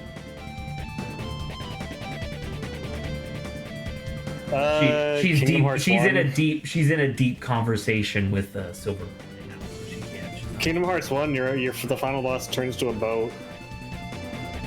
Right, but isn't it still Ansem or whatever? What's his name? I mean, again, it's the Final Fantasy thing where it starts as Ansem plus his stand, and then you fight him as a boat. Shut up about him being a boat. It's literally a boat. But isn't that just like a super move? Like, isn't he not actually a boat? No, he's literally the boat. Like, it's a boat, and then there's his fleshy torso sticking out of it at one point. You have to kill the boat. That's so fucking stupid. I mean, it's not any less stupid than having a stand. No, stands are cool. Shut up. Which they had to. They made like basically an entire video game just to justify him having a stand. By the way, and give his stand lore and a character. Fair enough, I guess.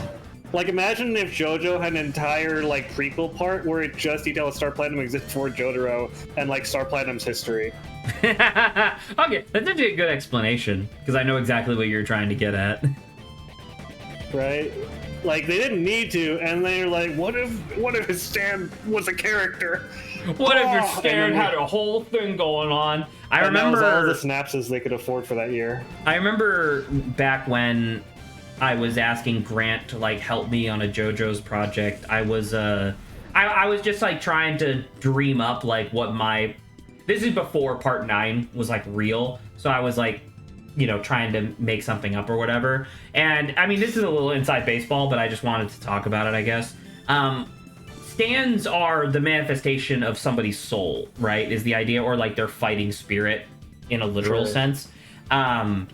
And so under most circumstances, the stand is only exists while you exist. And then on very rare occasion, the stand only exists after you die. Right. And so I was saying to Grant, like, would it be interesting to have kind of the opposite of that, where it's like a stand that is fully autonomous. It is essentially just a magic being that is invisible to everybody who's not a stand user, but he lives in constant fear because he innately knows that he is going to disappear forever the moment his stand user is born. Right? And I just thought that would be kind of interesting. Just like this, Joe Bro, party member that is a stand for all intents and purposes. And it's just like, yeah, my stand user isn't born yet. I have no idea. Like, it's already been 80 years. So I have, it's probably coming up soon. I don't know, I just think that would be interesting. Okay. Like I said, this is inside baseball, but I just wanted to talk about it because I thought it was an interesting idea. I guess it just would be kind of like, well, if the stand user is born, wouldn't they just disappear and then it'd be kind of like, are they going to kill the stand user's mother or something? Like, right when no, she's about to give birth, kill her! No, it would just the idea behind this narrative thing would be the idea of the stand can't die. Well, it can, but because that's the idea, right? Is that if a stand is really strong, you always go after the stand user. That's how the fights work, and that's one of the reasons why JoJo is so interesting in terms of its fight dynamics. Because you could have the most powerful stand in the world, a la the world or whatever, right? But if you can still hit Dio in the skull, it affects both of them simultaneously, and that adds a really interesting dynamic element to fights and whatnot. So in this particular case, I think we named the stand Desperado, I think was the name, which I thought was a great name for the stand. And just in that circumstance, there is no stand user. So it's just fighting this stand, period. But ultimately, it's the idea of this stand functions on a timer, but has no idea when that timer is going to go off. And there's something about that. I don't know. Imagine you living your entire life as a superhero with a bomb strapped to your heart and you have no idea when it's going to explode. That would kind of, I don't know, that would kind of fuck you up mentally, I guess.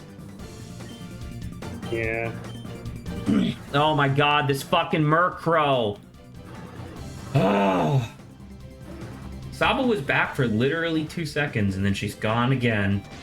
Wait, I didn't know you're fighting that woman. I'm passionately speaking about the fact that a lot of anime streaming websites have gone down very recently, and how I'm the nature of streaming anime versus being forced because Crunchyroll is getting angry, but they're you can only watch through us, but then also demanding I have to pay to watch these things. I'm no thank you. I'd rather just. And I'm not exactly for pirating, right? I'm I hope people who made their stuff get their money, but at the same time, I'm I'd prefer to have these websites back. Dude, Zach, why are you fighting Huntress? There we go. Why am I fighting what? You're fighting Huntress from DC right now. Why are you doing that? What she do to you? Did Adrian, do you mind? Alright, I think Murkrow is faster. So Murkrow should fly, and then I should just...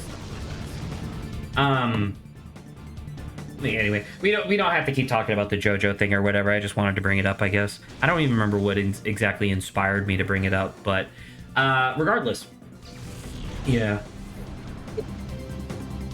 I'm still trying to think of a final boss that was just a big guy. And then the guy from. Okay, this is gonna be a weird one. Does Shadowfawful and Bowser's Inside Story count? Because he's bigger than the bros are, but he is a monster thing, but he is literally tiny. Well, because the thing is that you're going up against really the true boss. Hello, Mikey. Thank you for joining us. Signature. The real final boss is Shadow Bowser, right? It's Dark Star Bowser. And so it's but that is just Bowser sized. So no, I don't think that Shadow Fawful counts, because Shadow Fawful is, for all intents and purposes, an ad, right? Well, I mean, isn't it? I don't remember exactly. It's been a while, but isn't it supposed to be like the whole gimmick is like Bowser has to like stall for time and deal damage so that he can suck up Shadow Fawful, and then once the bros beat Shadow Fawful, then Shadow Bowser dies. More or less, yes. Because Fawful absorbed and fused with the Dark Star. Yeah.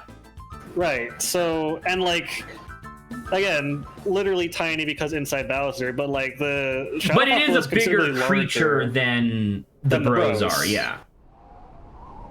It's not that much bigger, once though. again, in a literal sense, sure, but like I don't know if that, because once again, like I understand that like literally the boss is Shadow Fawful, but it's Shadow Bowser is like, I was like, it feels like Shadow Bowser. Exactly. That's kind of, yeah, that's what I'm getting at. I'm thinking about that. What is that one game we played? I don't remember. It was like a Metal Gear, but like the villain is like a political figure, but he's like super jacked. Oh, fucking Armstrong? Metal Gear Senator Rising Armstrong? Revengeance, where it's Senator Armstrong. I mean, yeah, but he's still just a dude, right? He's like, I was gonna say, in the cosmic scale of He's weight like classes, he's not bigger. kaiju sized. I was about to say he's not. Yeah, that's what we're talking about. We're trying to figure out like a final boss that's like a 50-foot tall plus like guy Like or at least monster. building sized. Okay, Right. so you want, like, is it, and do they exist within the world already? Like kaiju-sized things? Or is it Yes, just, like, because this is we an already odd thing? Okay. came up with a couple examples of like a regular dude turning into a monster over the course of the fight. Mm-hmm. Young Bowser becomes a kaiju at the end of Yoshi's Island, but that's what we're talking about. They always like it seems like the vast majority of bosses start out as like a similar size and either stay that way or then become like a big monster thing at some point during the fight. I don't know if that really counts. Oh yes, it is called Dark Bowser. It's my bad. Ridley counts, right? I think Ridley counts. Well, Ridley's not the final boss, is it? Is he? I don't know. I don't think so. No, actually, no, Saba, you're a genius. Mother Brain. Mother Brain is the final boss of like several Metroid games, and that's definitely just bigger, right? I was gonna say, that's a little. Although, on the other hand, Metroid Dread is the most recent one, and that guy is definitely similar weight class to Samus. I'm about to say that's just a Chozo that's like the size of Samus. Yeah. Well, I mean, Would it's Shadow taller, of the Colossus but, you know. count? So we brought up Shadow of the Colossus, and the problem is that we didn't know what technically qualified as the final boss in Shadow of the Colossus. Because obviously your first instinct is to say that it's Malice, right? Because that's like the logical answer. He's the final, like, quote-unquote, real boss of the game. But in actuality, the final encounter of the game is when you transform into Dorman and you, like, have that... Like, you know, you have that thing where, like, you get killed and then sucked into the vortex or whatever. So it's like, is Malice the final boss, or is the final encounter just that thing where you transform into Dorman and whatnot, right? I don't know, because, like, Malice is obviously very intense, and so it makes sense from, like, a logical perspective to say that he's the final boss, in which case I would say, yes, that is correct. But at the same time, it just, I don't know. It doesn't feel like, because that's not the end of the game, I guess. Like, it doesn't feel like the final encounter. Like, Dark Bowser feels like the final encounter of that game, right? Mother Brain feels like the final encounter, whereas Malice does not. Master Hand? From what? Super Smash? Not the... Oh, you're talking about one? You're talking about the first one? And melee, Yeah, kind like of. the hands are the same, right? Because you have, was it Crazy Hand? Well, or you have something too? Master Like, Hand they're and literally Crazy something- Hand, and I think Master Hand is the final boss of Smash 64, right? I think. Also Smash Melee. Yeah, like classic there one. was. Well, in Smash what is Melee, it, well, Brawl? Smash Melee, isn't it both? Right? Isn't it? Yeah, if you follow. But yeah, still, you same might thing. follow. Yeah, I would say that qualifies. Half Master Hand, but yeah, Master then Hand in Naboo itself is- is like comically sized, like. But Naboo bigger. is the same class weight size as a lot of fighters. That's true. Who's the final boss in Ultimate? Because I know It's that fucking glowing orb with wings. Well, there's Galeem, and then there's like Darkness or whatever. Because there's the other guy. In Brawl, they had Master. Oh no, was it on my? No, it was wasn't the no, it was sphere. it was It was, Taboo. like, Taboo or was something? just a guy.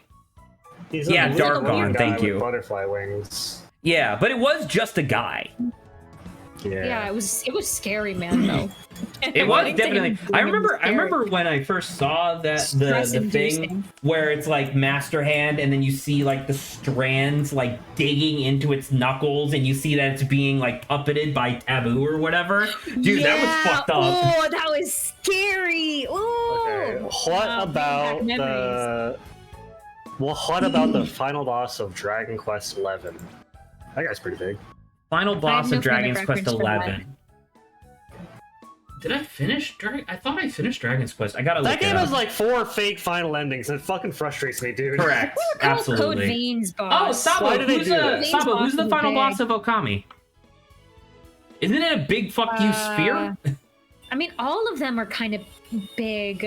Right, but it's not a final. One of But them the is a final big boss is only one of owl. them. Isn't it the big sphere? Or did we have to fight Orochimaru again? I mean, Dragon's Dogma. Well, that entire we game is did about have to climbing on things. do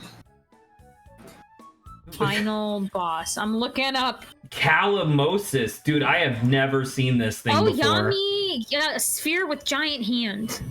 Yeah. So I think forgot that one. about this Well, once one. again, that's Hold also on. not a dude. That's just like a big robot thing. But I think we can count that. What about Code Veins final boss? I don't know. I'm assuming Code Vein's final boss is some big titted anime lady with like her thighs sticking out or something. I don't know. It's definitely not that. It's a big thing. A scary big thing. I mean, most of them are like big anyway, right? But I was wondering. I was like, I don't remember what. Well, this I mean, final that's boss what, well, was that's like. well, that was like the topic that Adrian brought up, was that like Adrian theorized that your connection, like your character and the player's emotional connection to a final boss are directly proportional to the size that the final boss will have. Where the idea is that the closer in relation you or the player character are to the boss, the more similar in size you'll be. And I find that very interesting. Oh. That's the Dark Quest Holy 11 final boss. shit, dude. I don't remember. Man, I guess I never did finish Dragon's Quest 11 because I Yeah, don't remember you this probably got shit at fooled by all. one of the 15 fake final endings it has. I guess in that this game is. case, Why I did they don't do know. that? Just have it not I be the haven't played ending. this. But like, what about Psychonauts? Who's the final boss of Psychonauts? I don't know. I'm wondering because So now you're just looking through like a list of games, going like, what about this one?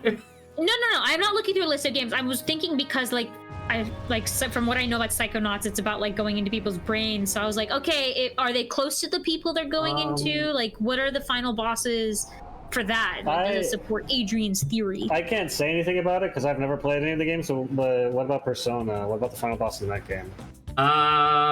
Gosh, who's the final boss of Persona 5? Boy, howdy, I don't remember. That's a good question, you know what's kind though. of weird for like Nier Automata, right? Fighting, was it Neil? I don't remember what his name is. You're talking about the nihilistic robot guy? Yeah, but like it's not a final boss. It's like a side boss that it's difficult to like activate or something. Oh, you're But talking he about the becomes, like, one ginormous. that gave me the famous copy pasta that Grant and I constantly say back and forth. Oh, it was Emil, I think. Yeah, Emil. That's the Yeah. Emil is the character Emil from the and first Emil. game, and it's that's the one where it's like, did you know that if you do every single side quest and defeat every single enemy, eventually they'll stop spawning, and you will have exactly 1 XP. You'll be exactly 1 XP away from reaching level 100, and the only way to get that final XP is to discover the secret boss, which is Emil, which is like the hardest fight in the game, and if you succeed, blah blah blah, you know. But just like Emil, because like Emil's normally small, and I guess like your relationship with Emil is good. I don't actually remember Not a how final, you but triggered this the is. boss But once again, fight. this is not. That's not the final boss though. So it's not relevant to the actual topic, I guess. By the way, I just want to say, Like we're I've not never played talking a about just Persona like game. big bosses. We're talking about final bosses that are big. I've never played a Persona game. I looked up Persona 5 Final Boss, and it's just something really fucking comedic to me about this screenshot and the fact that they kept... I don't know why they keep the overlap of those cutscenes, but apparently this Final Boss takes place after school. Oh, okay. know. So, So I will I don't know if I've explain seen that it. really briefly because I know you don't actually care. That's the time of day it is because you only have Right. you only have 3 periods of the day. So whoever took this screenshot did the final boss in the second to last because I think it's after school and then evening. Dude, that's really funny. Yeah. You're right though. That is really funny. I was gonna say, it's the final boss, guys. You don't have to remind us that we have to do our homework before we go to sleep tonight. I love the idea of that though in video. I know the camera's on Okay, it's Mike. No, Mikey, you don't need to apologize. I don't know what the fuck is the deal with the camera. I'm just ignoring it from now on. It's so frustrating to have to deal with. I appreciate you trying to let me know though. But yeah, you know, I was thinking, I actually did think of a game that I finished only just recently, like within the last 2 years or so, that did have a final boss that was enormous compared to you. And that was Dragon's Dogma 2. Because the final boss of that is literally just like a giant red dragon. But like calling it a final boss, it is literally because it's literally the final encounter of like the game before you like reset the timeline or whatever. But calling it a final boss feels disingenuous because the vast majority of your like encounter with this guy, the vast majority of your encounter with this guy is you just sitting in the back of a ballista and just shooting him in the crotch as he flies over you over and over again, and like that's it. You know, so I don't even know if that necessarily qualifies, but that was just me thinking of like that is a final boss that is huge. There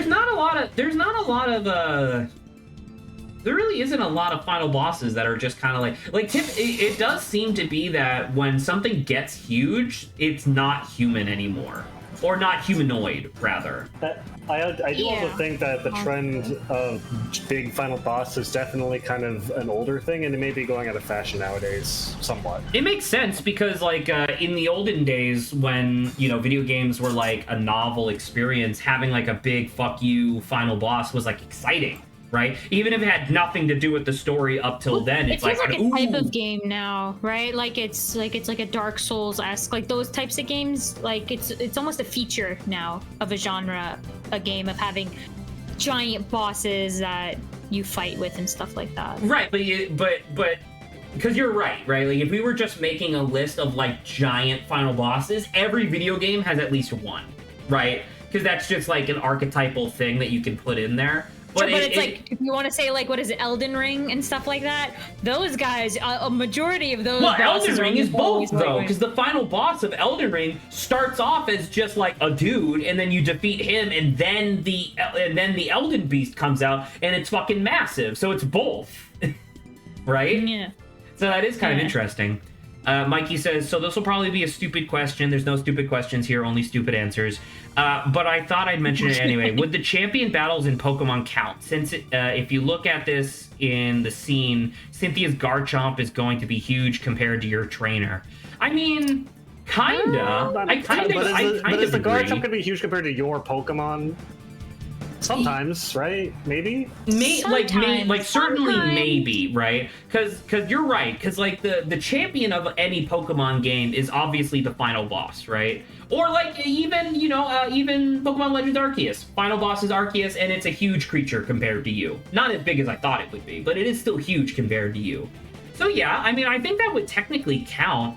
But it's just like the final boss isn't Garchomp. Well, I mean, that's not true. I guess in that encounter, it is the Garchomp, right? Is the one that's the problem, really. But technically, the final boss would be Cynthia, right? Specifically. Because that's all Pokemon is, right? Pokemon is just your JRPG team versus their JRPG team, right? So it's you're just going up against a team. I was gonna say, the thing is, Garchomp is only big sometimes, depending on if your Pokemon of choice is also big or small. Like, Garchomp doesn't look big to the guy who's like got a 6 Wailord team, you know? I think that is true. I think, Mikey, you are also being influenced by how big of a presence Cynthia has. Like, I feel like out of all of them, Cynthia's like so overwhelming in like this aura. Cynthia has aura, yeah. Cynthia has a lot of aura. I'm trying to like. It feels difficult because like I obviously have a lot of affection for Gen 4, but I genuinely don't think any other champion. Well, maybe Gen 1 because you fight against Gary and he's literally just your rival or whatever, but like I don't think any other champion is as intimidating as Cynthia. Once again, cough, cough. I think her music is like part of the reason for that, and it's so freaking good. Well, I mean, I would argue it's also because she's there for the when shit before as well. Well, when shit hits the fan, and like all of this like legendary like reality altering bullshit starts happening, Cynthia's right there trying to fix it, right? Whereas in Gen 3, in Emerald at least, the final boss was like Wallace, right? Who was like the former elite or the former 8th gen leader, and he's like a really tough fight, but like he doesn't feel as significant because I don't know who the fuck this guy is, right? I do think that's one of the only things I think Emerald did worse is that Steven is no longer the champion, because Steven's there during the game and you get to know him a little bit. Wallace is, who the fuck is this guy? Right, because Steven is the champion in Sapphire and Ruby, right? I think. I believe so, yes. Yeah, and I think that was one of the reasons why Steel was so strong for such a long period of time, because they wanted another strong type that wasn't Dragon. So that way like bosses wouldn't just be Dragon types over and over again, right? But yeah. At least Steven is the post-game super boss, which is fucking sick. Like, that is a great fight. And obviously, I have a lot of affection for it because Metagross. But at the same time, it is interesting. Because, like, Gen 5, you have, like, Alder, I think, right, is his name. He's just, like the Native American-looking guy. And he's, like, cool. And he kind of does the Cynthia thing where he's, like, he shows up every once in a while. But, once again, the story just doesn't, like... I don't know. He's not really there. He just kind of shows up as, like, a cameo. You know what I mean? And then I think in Black and White 2, it's like Irene because of the anime, right? Because she was popular in the anime, so they decided to make her champion. And like, I don't know, like that one has its own nonsense going on. Iris, thank you. Oh yeah, but I don't count Iris because of being with her. Was it in Black and White or something? It's Black and White 2, she's the champion. No. You travel with her in the show before she's champion. I mean, you say you mean Ash. Yes, Ash. Yeah, sorry. Like Ash. And that's what that's what I'm saying. Like that's why she became champion in Black and White 2 was because she was so popular in the anime. They just made her champion. Understandable. I would say I find her type of personality to be like a little, like she's a little too much for me. But if that's like what people wanted, I mean, that's great. I personally, like I said, I like Cynthia's type more than probably Iris's. I do like it when Pokemon randomly decides to like kind of give you an update on like, here's what this character is doing now. Like genuinely, what the fuck is May doing? Like I genuinely gotta know, because like she was just like your rival and then you become champion and she just fucks off. She's just not there anymore. I remember being really pissed because there were several of the rival characters that would show up in Pokemon Platinum. There's like the Battle Lodge on the Battle Frontier, and that's where like you could rematch like old like other Elite Fours and other gym leaders and other like NPC characters and stuff like that. And like there were several other like rivals, because I know Gary shows up because he's like a champion. Wallace shows up, or Wally rather, and then what was the name of the Barry like also shows up there, right? And I remember being pissed, like, dude, what the fuck is May doing? Like, she's got to be doing something. Like, she was crazy. She was like your final boss right before the Elite Four. Are you telling me she just retired and, I don't know, became a housewife? Like, what the fuck are you talking about? Anywho. Alright, we're gonna switch with Fudge. Thank you, Fudge. I posted in community channel if anyone wants like a breakdown of why Cynthia's theme is like so freaking good. You're thinking of the Pokemon World Tournament in Black and White too. No, I'm thinking of the Battle Lodge from Platinum. I'm definitely thinking of the Battle Lodge from Platinum or whatever it's called. It was like in the post game of Platinum. There was like that island that unlocked that had like the Battle Frontier on it. Gary doesn't appear in Platinum? Are you sure? I could have swore he did. Pokemon Platinum Battle Lodge. Is it Battle Zone? Is that what I'm thinking of? Well, kinda. Settlements? Or settlements? Battle Frontier. Fight area, survival area, and resort area? What am I thinking of? The resort, I remember the resort area was the place where you could rematch that one rich guy over and over, and you could just max out your money in like an hour. That was fucking awesome. Am I insane? Okay, so town where hot-blooded trainers gather to work out and hone their battling skills. Okay, so this is probably what I'm thinking of.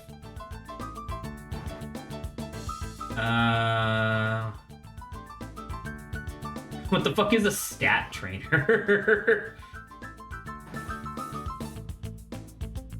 Trainers. Barry. Well, that's just Barry over and over again. Dude, is there not like just a list of like encounters that you can do? Battleground? Ah, okay. Rourke, Gardenia, Fantina, Maylene, Wake, Byron, Candace, Volkner, Cheryl, Mira, Riley, Marley, Buck. That's not it though, because what the fuck is this? This must be incomplete, because you could definitely like fight Cynthia here and shit. Okay, Now I'm literally just like ignoring the game because now I'm like there's no way that my memory is this wrong. Hey, we're still enthralled in Pokemon, okay? So we're technically we're technically doing the stream, all right? It counts. It counts. Pokemon Platinum Battleground. This is Bulbapedia. Oh, this is literally where I just was. All right, Cerebi. Guys, it counts. Oh, I guess not.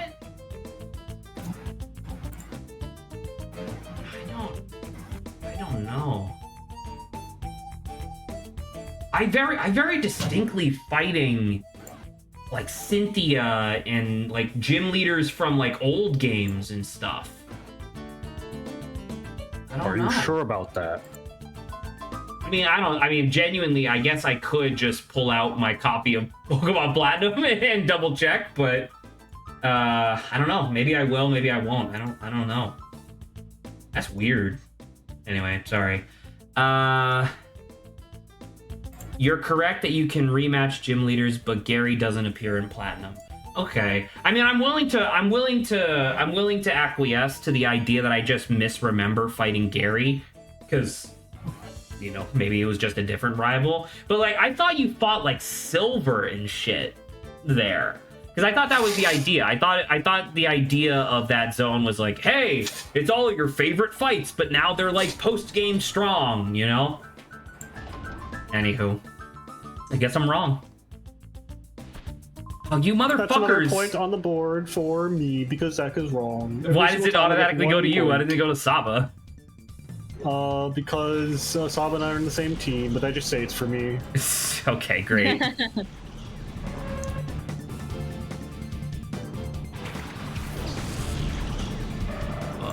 Sorbet.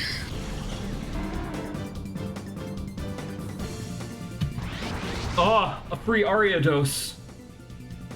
Unless you count Pokemon Masters. No one counts Pokemon Masters. You're a Pokemon Masters! Hell yeah, dude! I love being a Pokemon Masters! Wait, no, I take it back. Oh! Oh no! And that's so weird. Like really, the son of Giovanni, the leader of Team Rocket, hasn't shown up again since Heart Gold and Soul Silver.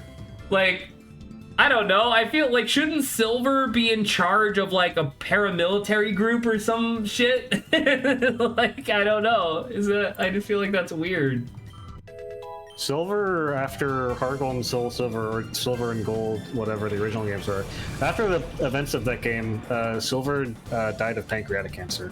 Oh, I thought that was the other rival character from from Gen 3. Didn't he die of pancreatic cancer? No, that guy died of getting run over by a truck. Oh, Jesus. He Okay. didn't cross the street in time. Is that a steel? By the way, Is that a steel type move? By the way. It's steel. I don't like how bendy Ariados's spike things are. They're way too flexible, and Nah, they they're make me great. uncomfortable. They're awesome. I need to decide, dude. They're the best. You gotta love them. Don't hit Quagsire, please. Oh well. Sorry, Sorbet. Look at my word. Sorbet's dead. Cynthia's Can theme. you hear the dog? Amazing. No. I cannot. Oh, thank God. All right, Coco. SpongeBob. Were we even talking about a banter topic, or was that just like apropos of nothing? We were talking about the scale of final bosses. and you Oh, guys got final Pokemon. bosses, right? And then Mikey brought up the idea of like, does Cynthia's Garchomp count? Because like Cynthia's Garchomp is definitely like the final boss, right? Because it's like the maxed IV bullshit or whatever. But at the same time, it's, you know, you hit it with an ice beam, it dies.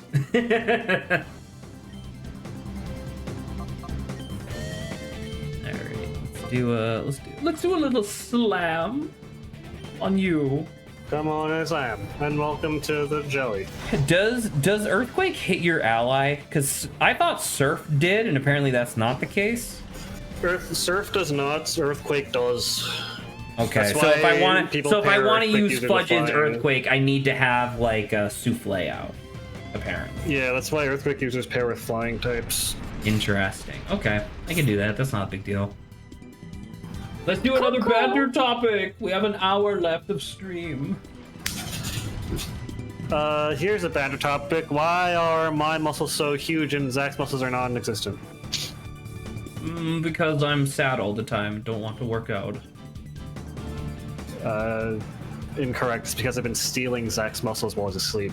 Fucking weird. Okay. I actually went through time travel to get my Underwent PhD in muscles. through.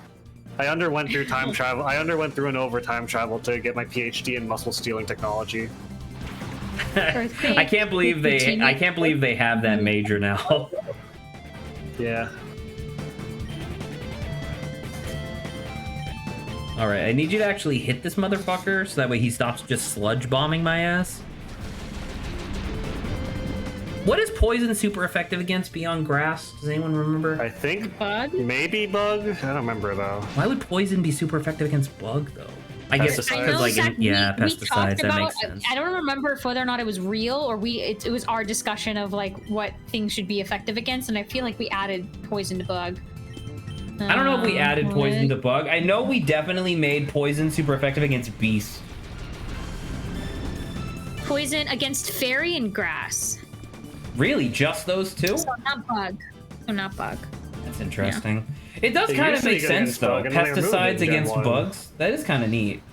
I was gonna say it used to be good Yeah, against that's bug, and then they removed it, and then they made it weak against bug. What the hell?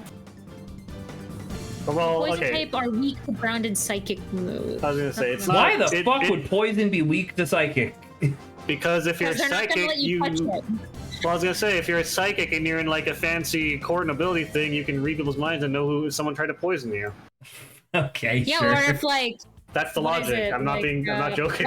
Like Muck is gonna throw sludge at you. The psychic types would just be like, "Nah, fam," and just brush that off to the I was gonna side. say, like, imagine, Zach, for a second, that you are a high nobility, and you're trying to poison the king. But you know the king has psychic powers and the ability to read minds. Are you really gonna try to kill him by poisoning him? Essentially, if he has the yes. ability to read Psychic equals minds, I think I just intelligence. immediately pull out a knife and hope that I'm faster than him. So then that wouldn't be poison type, though. So. Right, I think that would be steel, I guess. What There the you go. fuck? Psychic intelligence. That's smart enough not Mikey to launched touch a poison. psychic attack, sorry. True. Psychic attack will defeat the poison type. Correct, Mikey. All right, let's see if Sponge is fast enough to save Souple's life. Apparently not. Why is Electrode so goddamn fast? It's a ball. But it's a tiny ball, Zach. It's not. It's like your sized. Oh my god, no, never mind. You're right. This is Electrode, not the first one. Never mind. This is a big ball. You're right. Why is he so fast? I guess electric type, but then why is Ampharos so slow? Yeah! Eat that, idiot. Eat this.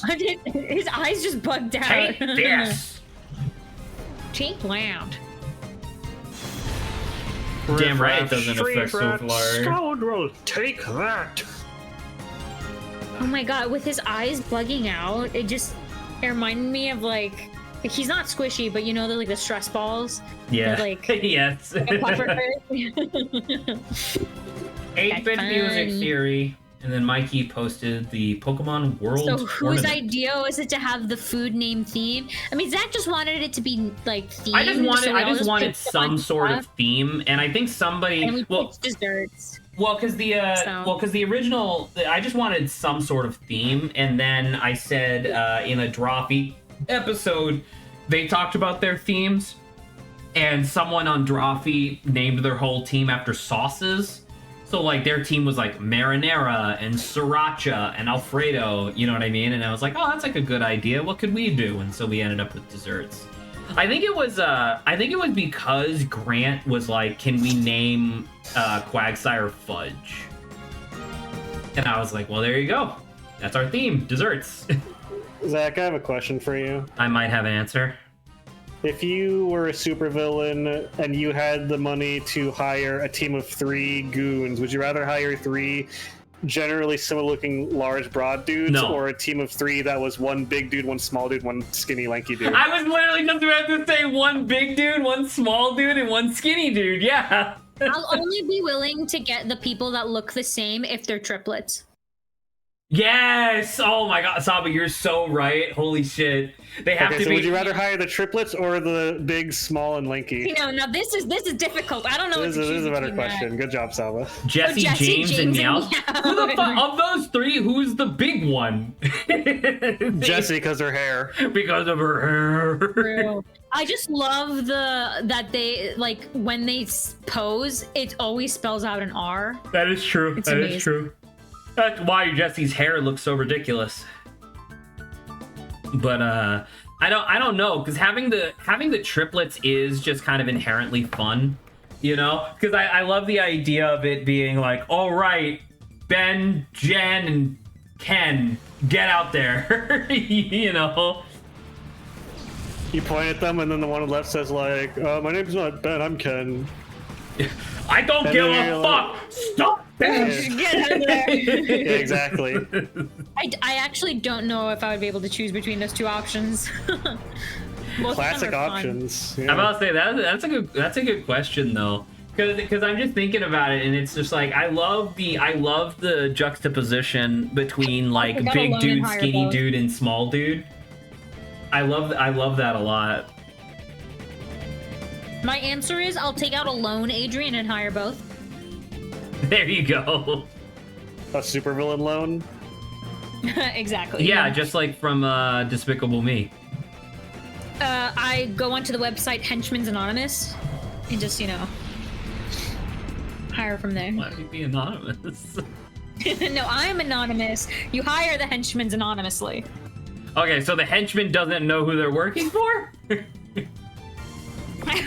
Sure, why not? It's on That the field. feels like it might cause issues. I'm not sure though. We'll see. But for liability reasons, that's why I use Henchman's Anonymous. Right, so that way you can hire them without being interrupted by the FBI. I get it. No, he punched Souffle in the fucking head. Oh, she's gone. Damn it. I really should. Wow, I didn't realize my whole team was fucking dead. Oh my god. This might be bad. I've been looking at your Team Gray Pokemons all, and I was like, I wonder when Zach's gonna heal his fucking Pokemon. Well, I'm so annoyed. Because, like, if I want to heal these motherfuckers, I have to go so goddamn far away. Did you see what Silverroom posted, Zach? No, what happened? Just it's good. We'll be like, get in there! Dude, 100%. I want you to break Saba's kneecaps. Do it! Okay, No! now, Zach, I know this might pain to ask you this question, but if you were a superhero, would you rather hire 3 triplets or small, big, and lanky? What superhero hires anybody? The Justice League. They don't hire people. They just recruit more people into their thing. Imagine you need to hire some mundane people to protect their space station while you're off fighting crime. Okay. Again, how about instead of it being hiring somebody like a transaction, what if the question was, I'm building a team a la Batman? How about that? Sure. Okay. Sure, that's in fine. that case, I would want the triplets, I think. Because me, in terms of like knowing what their weaknesses and strengths are, I can assume that they're roughly the same across all 3, and I don't have to think about it as much. Right. It's kind of like how Batman just kept essentially shuffling the same like physical archetype over and over for Robin, where it's just like, all right, I need like a small acrobatic young lad to be my partner my partner for now, you know. Obo would want the Wonder Twins. Wonder powers activate. Form of piss puddle. Form of bucket of piss puddle. Wonder powers activate. Form of. Don't even ask. Form of ice cube. I want a tangent because I just form of saw human. I want a tangent real fast. What? There's 60% water. Have we had a movie that has made as many references excellently as Shrek has in like modern day? Okay, I thought you were gonna say Deadpool vs Wolverine because I haven't seen that movie. Nope, that could be.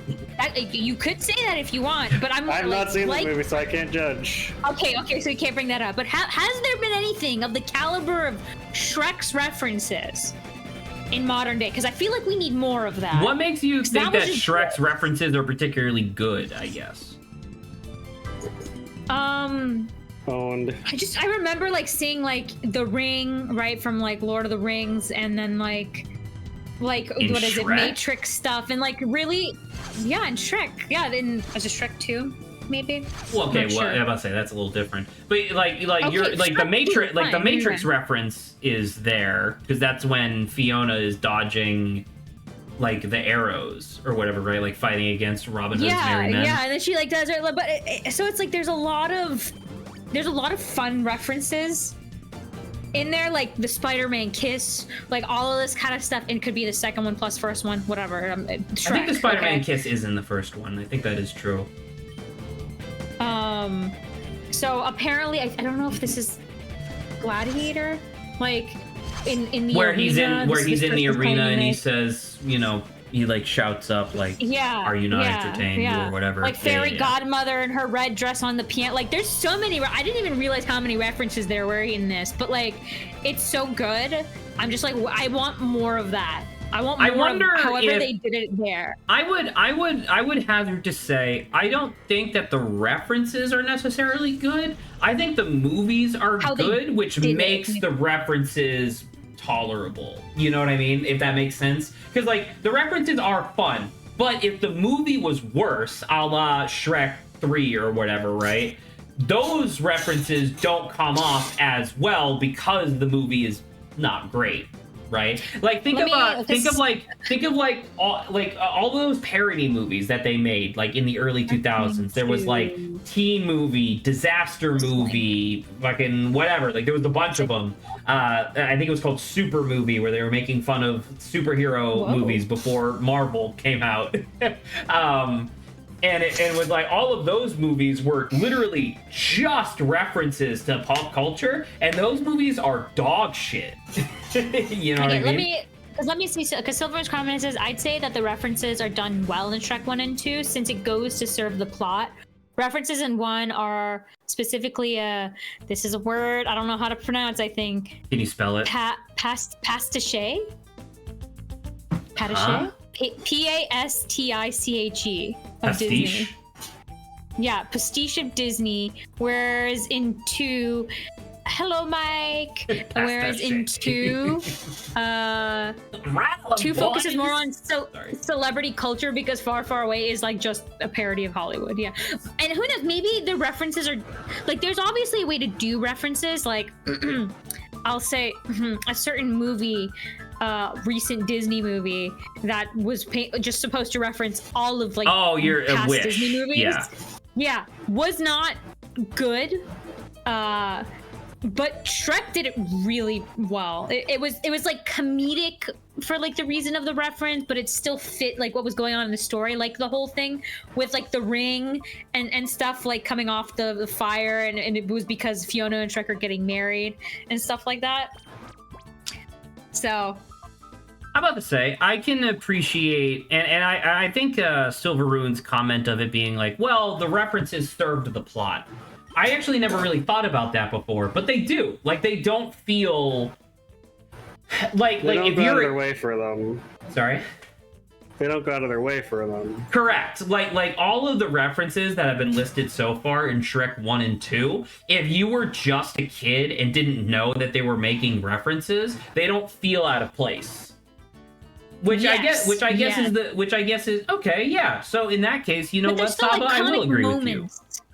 Yeah, but there's still like iconic moments if you know them outside of that. Of course, like, yeah.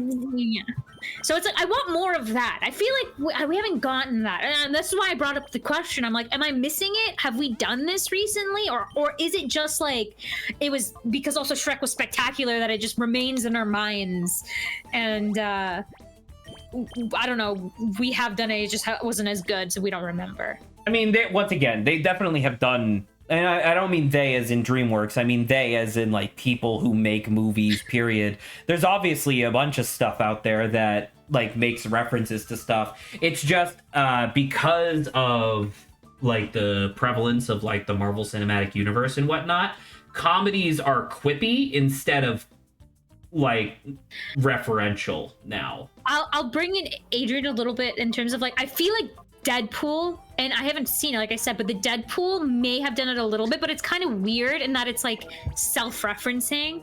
Like I remember seeing that Ryan Reynolds as Deadpool, he was like, I'm gonna break the fourth wall, and then turns to the camera, he's like, the proposal, and then like turns away from it. I'm like, okay, you're being funny, and it's like it is a reference, but it's also a reference to yourself.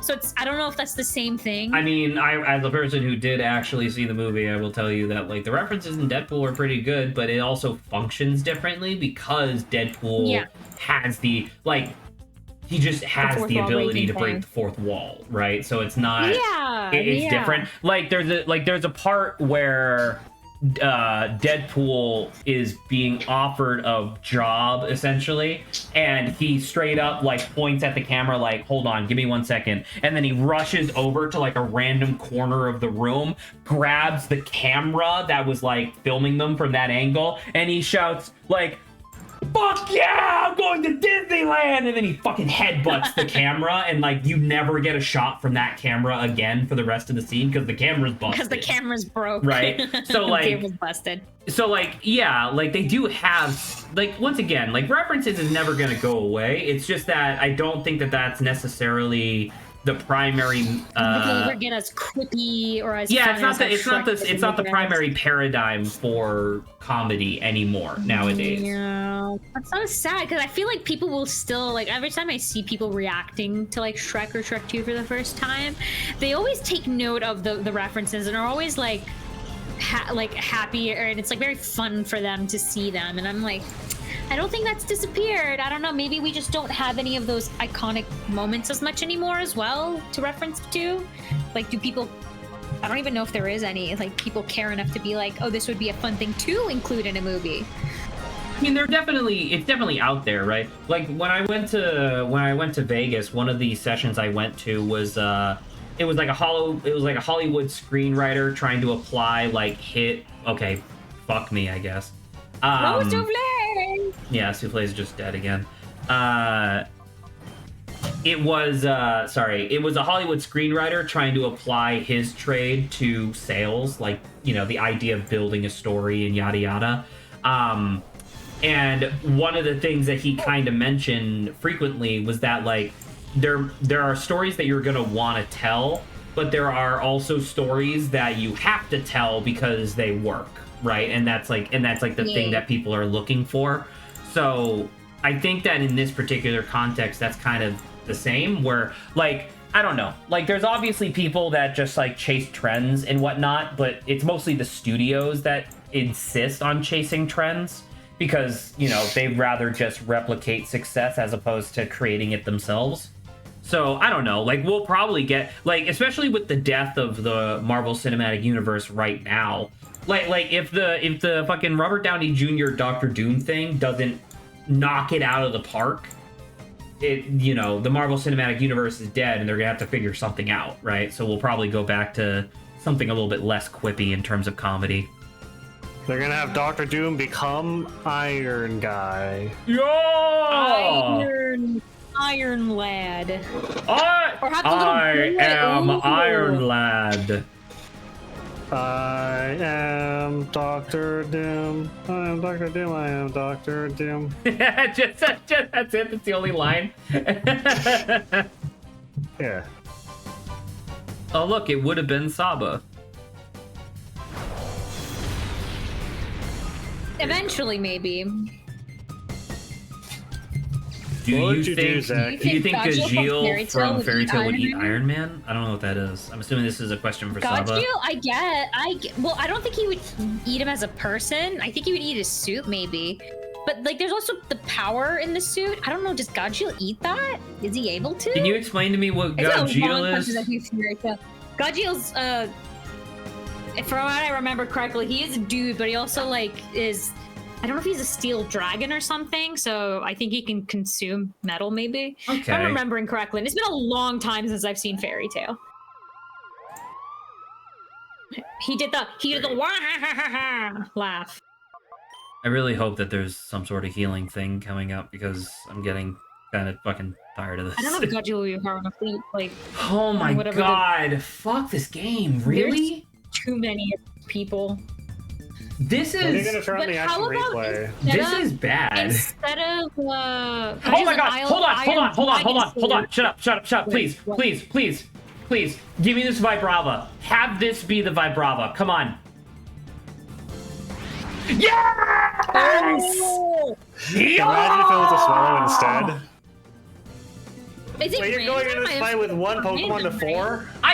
Listen, I'm running out of shit. I'm running out of stuff to heal because this game sucks dick. What do you want me to do?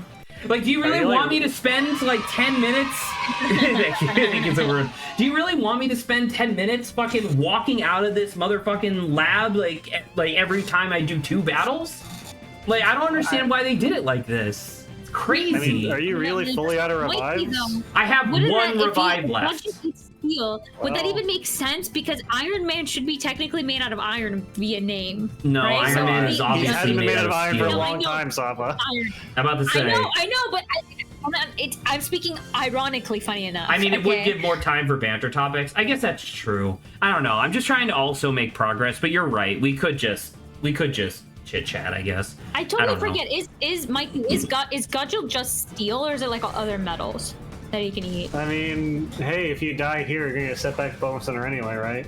Right, but does it save my progress or? I don't know, man. I was like, I think it just resets you to your last save, which is bad. And I forget, are Have you died these this game things before? programmed? I or is died it once. random power? Yeah, Well, this is going make great. that twice. All right.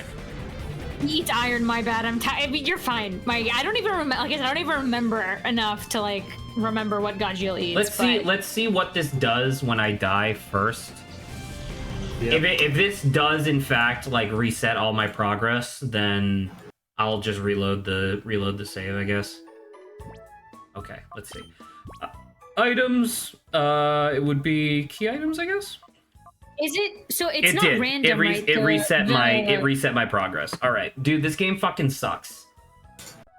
I don't know how many more old Pokemon games I can handle playing because all of them are frustrating as hell. God fucking damn it. Gosh darn it. And the guy who insisted on us playing this isn't even fucking here! God damn it! He's playing so much other shit! Ah.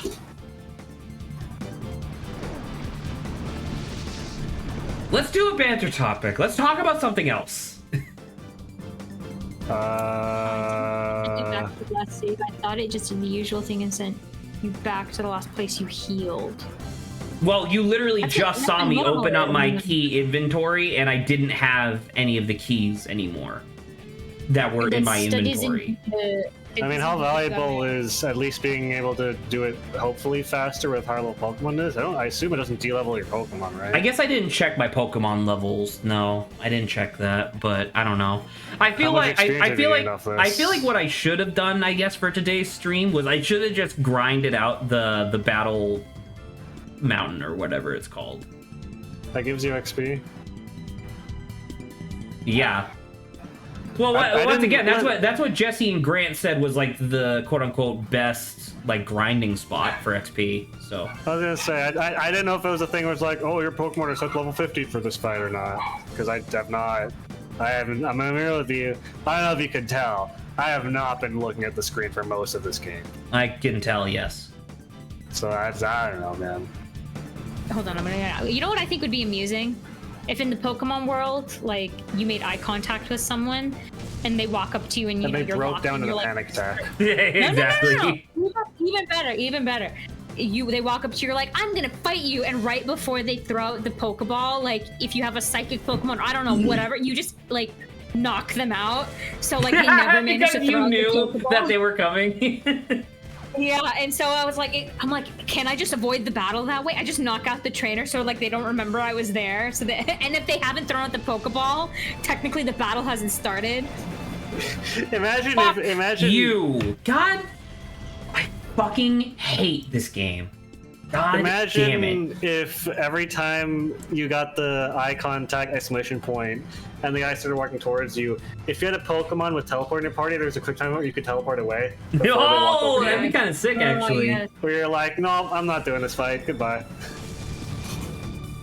I guess that explains why in XD Gale of Darkness they added a save option to the pause menu. Like, genuinely, I guess we should have just played Gale of Darkness. Like, is there really that much story connective tissue between the two where I needed to play this game first? Because this game, like, every single stream, something else comes up, and it's like, oh yeah, well, they didn't know what they were doing, so, you know, whatever. And I'm like, cool, then I don't want to play it. You know? Like, I don't know, I'm just so fucking frustrated. I'm like we're fucking, and once again, I'm not actually blaming Grant, because once again, Grant has stuff to do and he has like an actual job and whatnot, and you know, like social obligations. But at the same fucking time, we're playing this because it's supposed to be a thing where it's like he's sharing our experiences or his experience with us, and then he doesn't show up for like fucking 3 weeks. It's God damn it.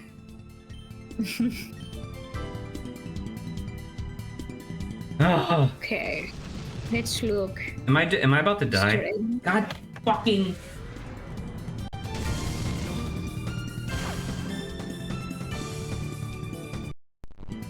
I feel like we've already done. I feel like there's some you haven't unreacted to.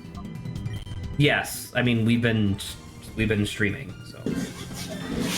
No, I know. But I was like, I thought we talked about, AKA streamer's wife doesn't understand why her husband keeps telling her to stop talking about, stuff. We did not I feel like talk we talked about that.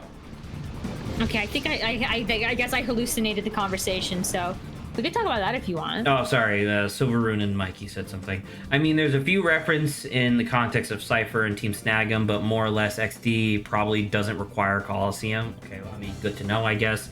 And there's not knowing what they were doing and having things be different from the mainline games. Like I see with a wipe sending you to the last Pokemon Center for heal. Yeah, I don't know. It's just the loss of progress that's really frustrating, especially considering how long it takes for you to fucking do anything in this goddamn game. Because everything is the exact same speed and it's the Pokemon system, so everything needs to be selected like 3 or 4 times in a row. But anywho, sorry, Saba, what were you saying? I was like, we could talk about this banter topic. Okay, yeah. So let me read it again because I know which banter topic this is, but I want to remember the context of it. Sure. So let's do that. Oh yeah. You have your 3 wishes one, which would be great. Wish number 1. I want more wishes. You can do that. I'm sorry, but that's not the rules. In the main rules, you have to follow the main rule. Wish number okay. 2. I wish for less wishes. Okay. So the actual banter. You're done. I wish for less wishes is really funny. You out of bounds. Well, you out of bounds exception the integer, so it loops back to like 2 billion wishes or something. I wish for a stack overflow. Exactly.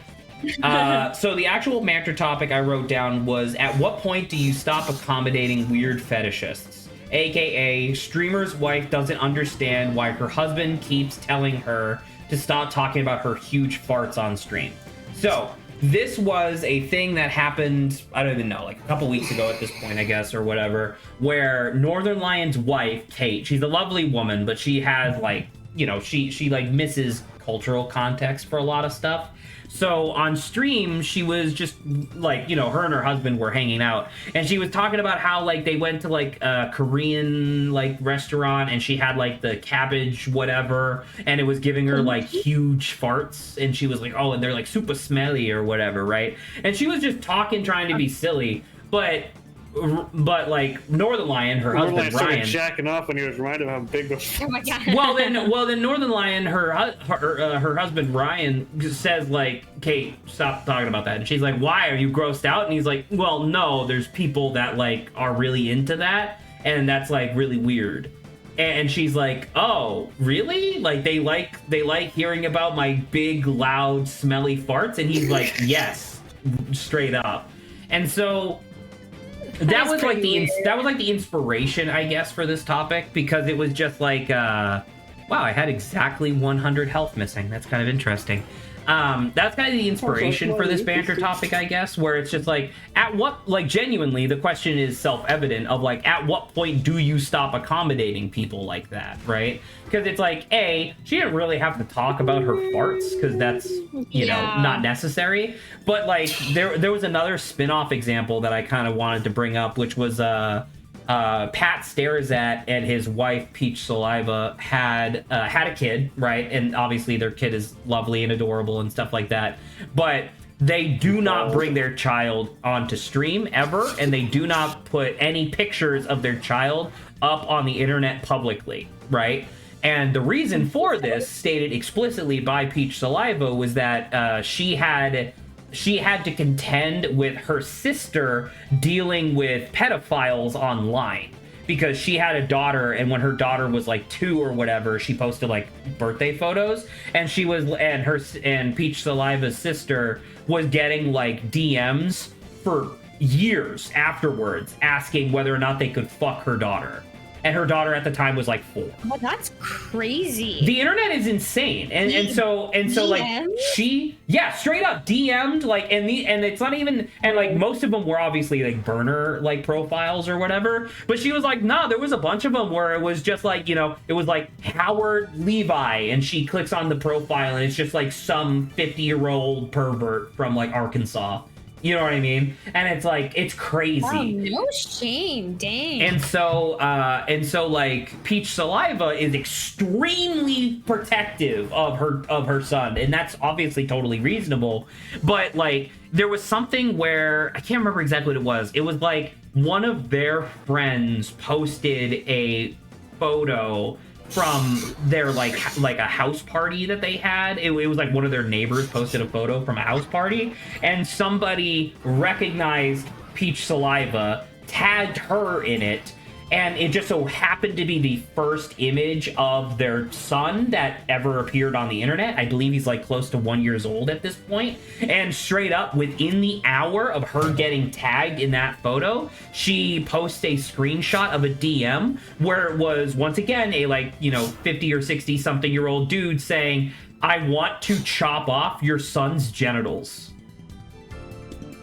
And that was just the DM she got weird. from a single photo. It's an incredibly weird thing where also maybe her, I don't know how actively maybe she's just talking about the fact that she doesn't want this to happen, but it's like almost the more awareness you bring to something, you like wanting it not to happen, the more likely effect. will. I could see there being a little bit of a Streisand effect, but at the same time, I don't know, man. Like, that just seems crazy to me. It's just like, so I don't know. Like, obviously that one's intense, and like, I personally don't have any interest of doing anything in social media or whatever, right? But it was just like, I don't know. Like she talked to, and this was like I want to say the Tuesday before I left for Vegas. She was like on stream talking about this experience, and she just like went on a long rambling thing about like how the internet is a really fucked up place if you have like a newborn child.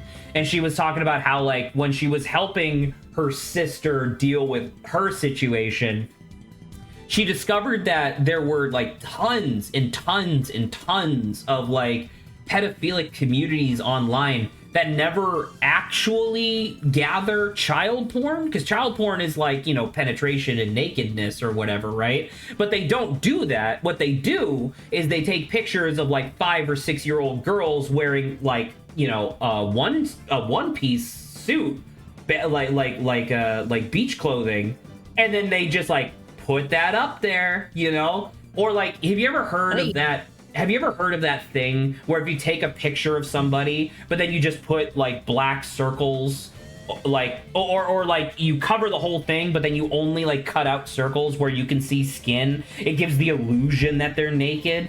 There are entire communities online apparently that do that to photos of kids, right? I don't mean to. Yes, I don't Adrian. mean to detract from the conversation too much, but I do feel a little weird being on the stream segment where Zach talked in detail about child porn for a long time. Okay. I mean, I'm not. Yeah, but...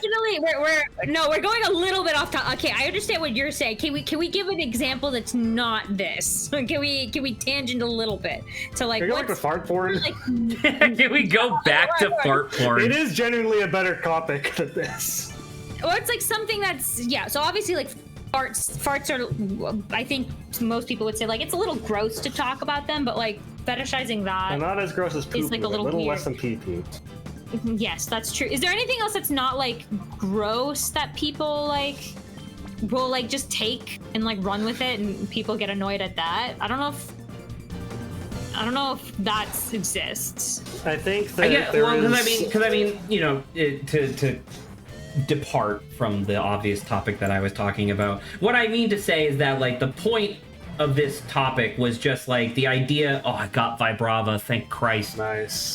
Make sure you save state so you don't wipe. That is true. The point. You're gonna throw Vibrava immediately? You just Sorry? caught him. Are you gonna throw Vibrava immediately? You just caught him, right? I just caught him. I might use the time flute, to be honest.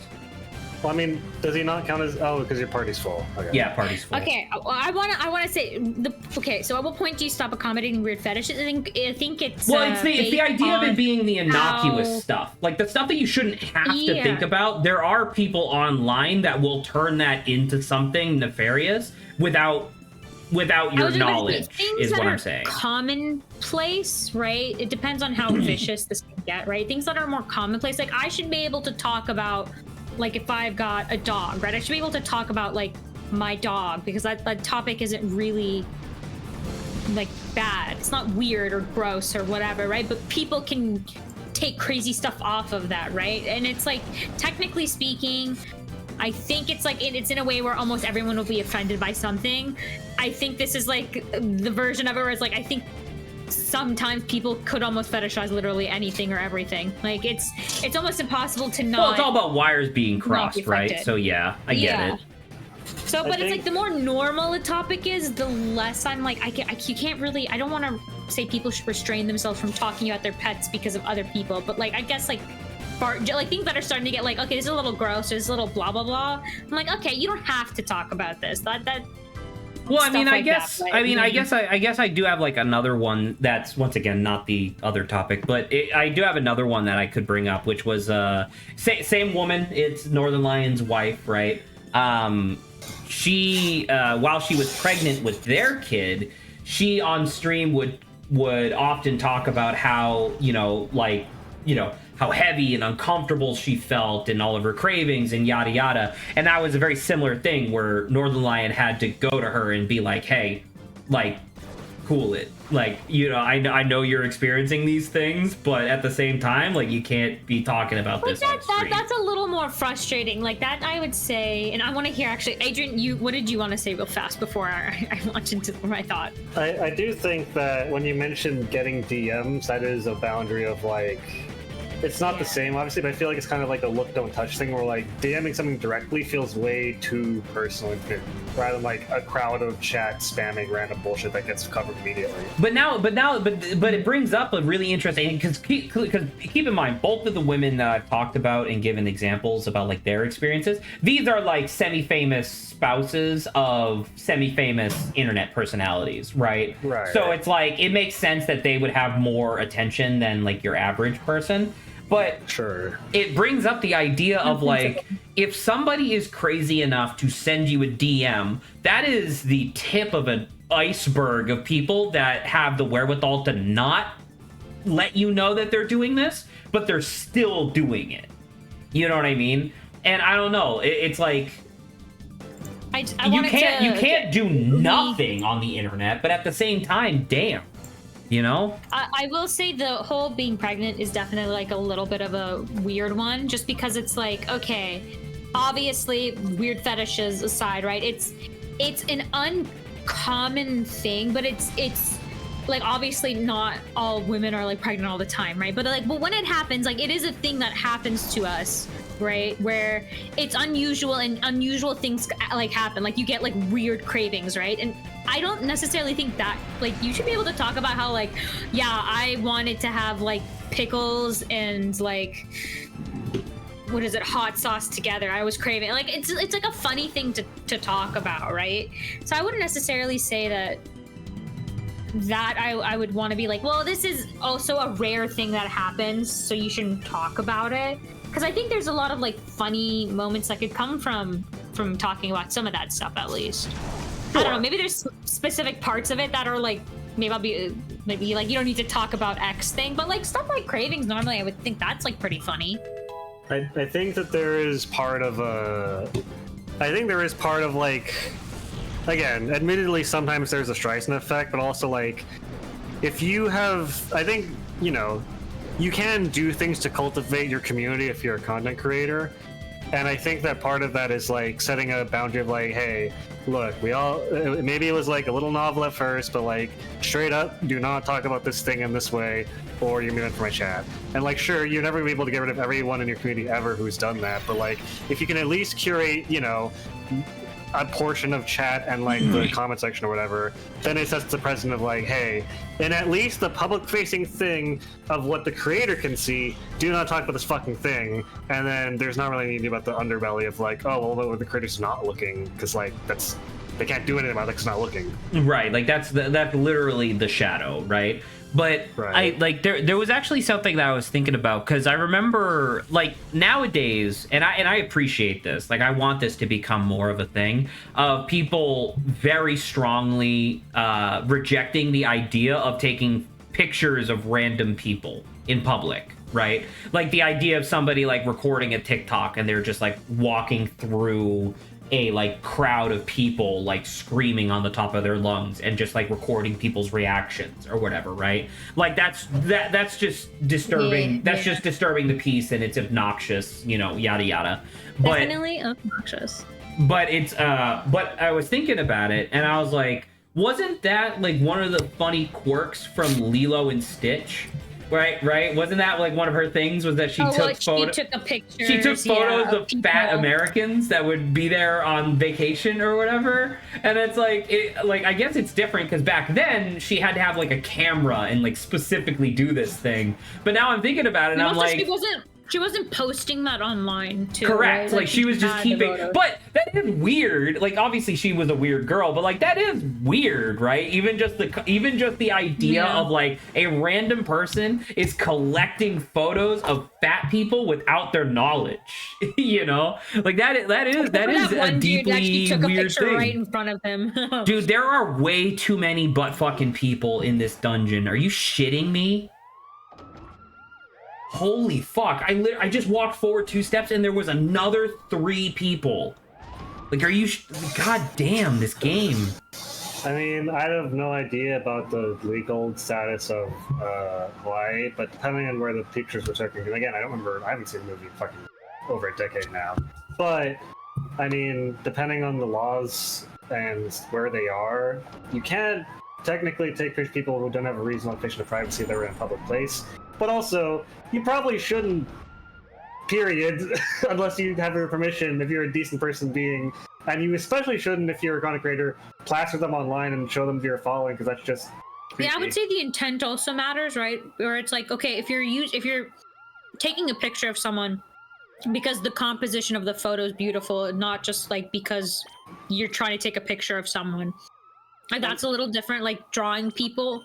If you're like a artist or whatever and you're kind of just sketching people, like you're not focusing on the intent isn't like the person. It kind of is, funny enough, but like the intent is just to like draw the features of this person. It's not about like posting them online or by the way, like doing real whatever. quick, what the fuck was that guy talking about? He set off the alarm and then said, "You'll never leave the lab." It's like it didn't even close any doors. It's all the ninjas that he summoned, Zach. I mean, I guess so. It's just weird. Anyway, please continue. Sorry. Yeah, I don't know. It's just the, like I said, it's just the topic. I brought it up because of the, Kate just not, because there is a cultural barrier that she has between her and her husband on occasion, and like she just won't get it, Like one of the most famous clips from their channel or Northern Lions channel was Northern Lion, like this was back when PUBG was like super huge. So she was playing it with him, with like a group of like 3 other guys or whatever. Scusi. And Northern Lion like stepped away for a bit so he could, use the bathroom or whatever. And so she was just talking about whatever, and she was talking about how like, yeah, she spent a long time like doing laundry the other day or something, right? And that's what she was talking about the laundry, and she goes like, yeah, man, it's so crazy having to like clean Ryan's socks all the time. And the other guy goes, ooh, what do you? and the other guy goes, what do you mean? And she's like, well, they're hard, like metal all the time. Like I don't understand. Like how do your socks get this like crusty and hard. And obviously, like, the other guys That in the is call a start different cracking thing. up because obviously the implication of this is that he's coming into his sock, right? But this was literally a context that she had never had okay. before. And the actual truth of what it was that Northern Lion is a very sweaty guy. So he sweats through his socks, which then dries and hardens. Okay, well, in that case, is everyone else just more dirty-minded and No, like she's the innocent no, that party is in not. this, or, You like- cannot blame them for making that connection because that is like the way, like no. I'm not gonna lie, I didn't think about that the first time you said like the I so, thought like about I was it. like That's a difference. I did not think about anybody it. anybody who doesn't Come live on. under a rock understands that context. Anyone who doesn't come into a sock understands the context. there you, know, go. that Exactly. would make sense that I didn't yeah, that makes sense that I didn't think about that first because Here's of the that. thing, Zach. I think that there is a slim scenario in which you can blame the audience, which is that if Norlion has taken a really hardline stance before that, and for like months was like, "Hey guys, don't talk about freak shit in my chat, or else you're gonna get banned. I don't care. Like, just don't do it. This is like a PG place, whatever." However, I somehow doubt that Norlion for the previous month before the sock conversation was doing that to his chat and being like, making that a really big aspect of stream. even though I No, don't because really know him. he's definitely of the opinion that if you just ignore it, it'll go away. Right, exactly.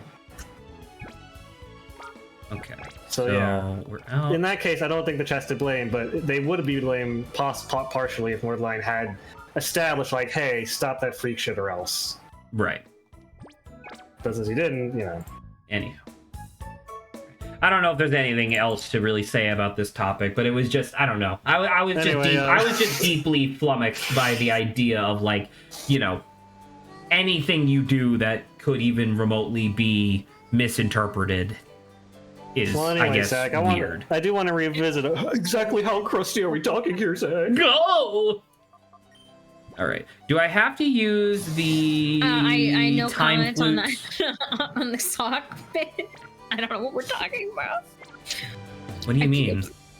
I'm ignorant. That's what I'm gonna be. You can You're discuss ignorant about the question idea that if you level. get cum on clothing, it hardens? Yeah, it's like cement.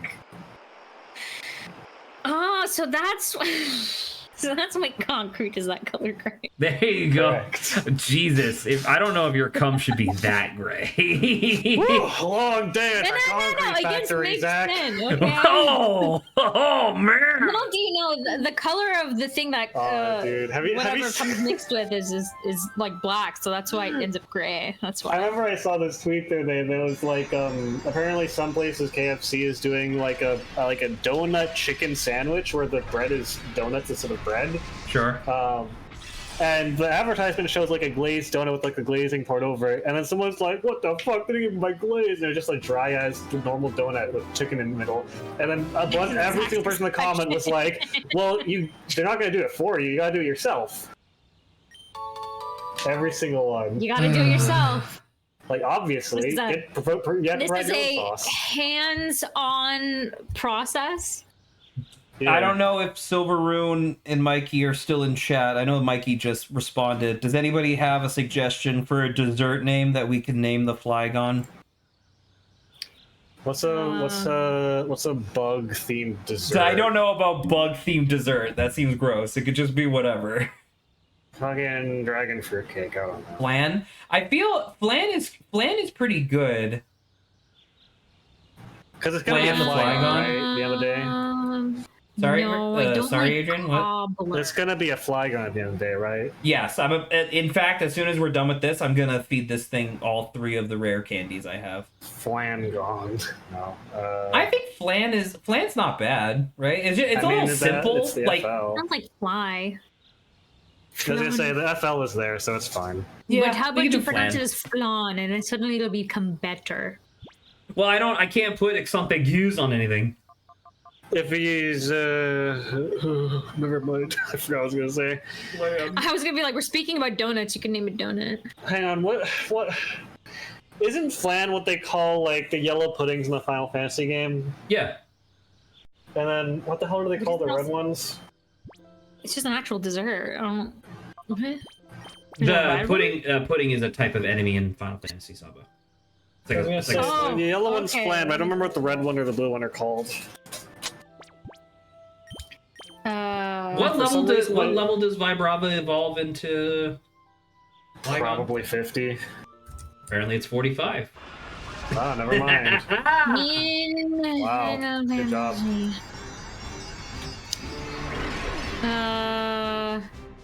Apparently. Well, hey, at least you got They're something just- out of this that's what hell they look stream, Zach. Thank God.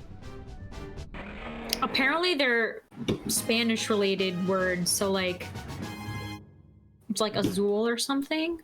Azul means blue. They're for like blue. Yeah. So then Blanco, I'm not sure. Jelly, cream, mousse, slime, or I don't know. Also, I'm not sure. what is Flan holding? I Flan didn't is give it. holding I a didn't give rock. it something.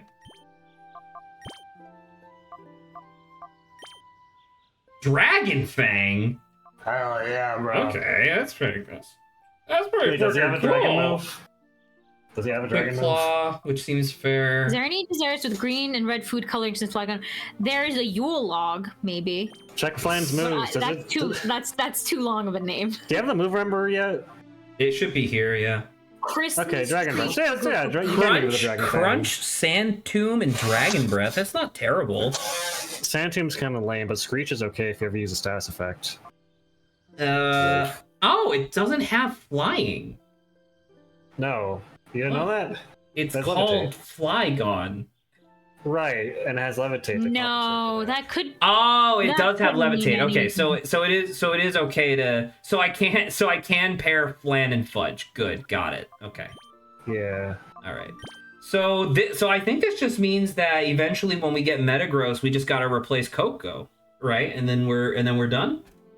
Let Coco rest in Yes. its legendary place where it should be, away from trainers. All right, we need an XP share on you. That seems good. I'm gonna give you the Dragon Claw or the Dragon Fang because that seems Took pretty it sick. away just to give it back. I didn't know what it was. And then I'm gonna give you the Quick Claw since you're slow as hell. Do you Right. have access to the move rememberer? Because that might have Flygon might have a useful move there. I think it's in this town, right? Let's see if I can find them. I got no fucking recollection. Well, no, I have man. I have the move Renamer, right?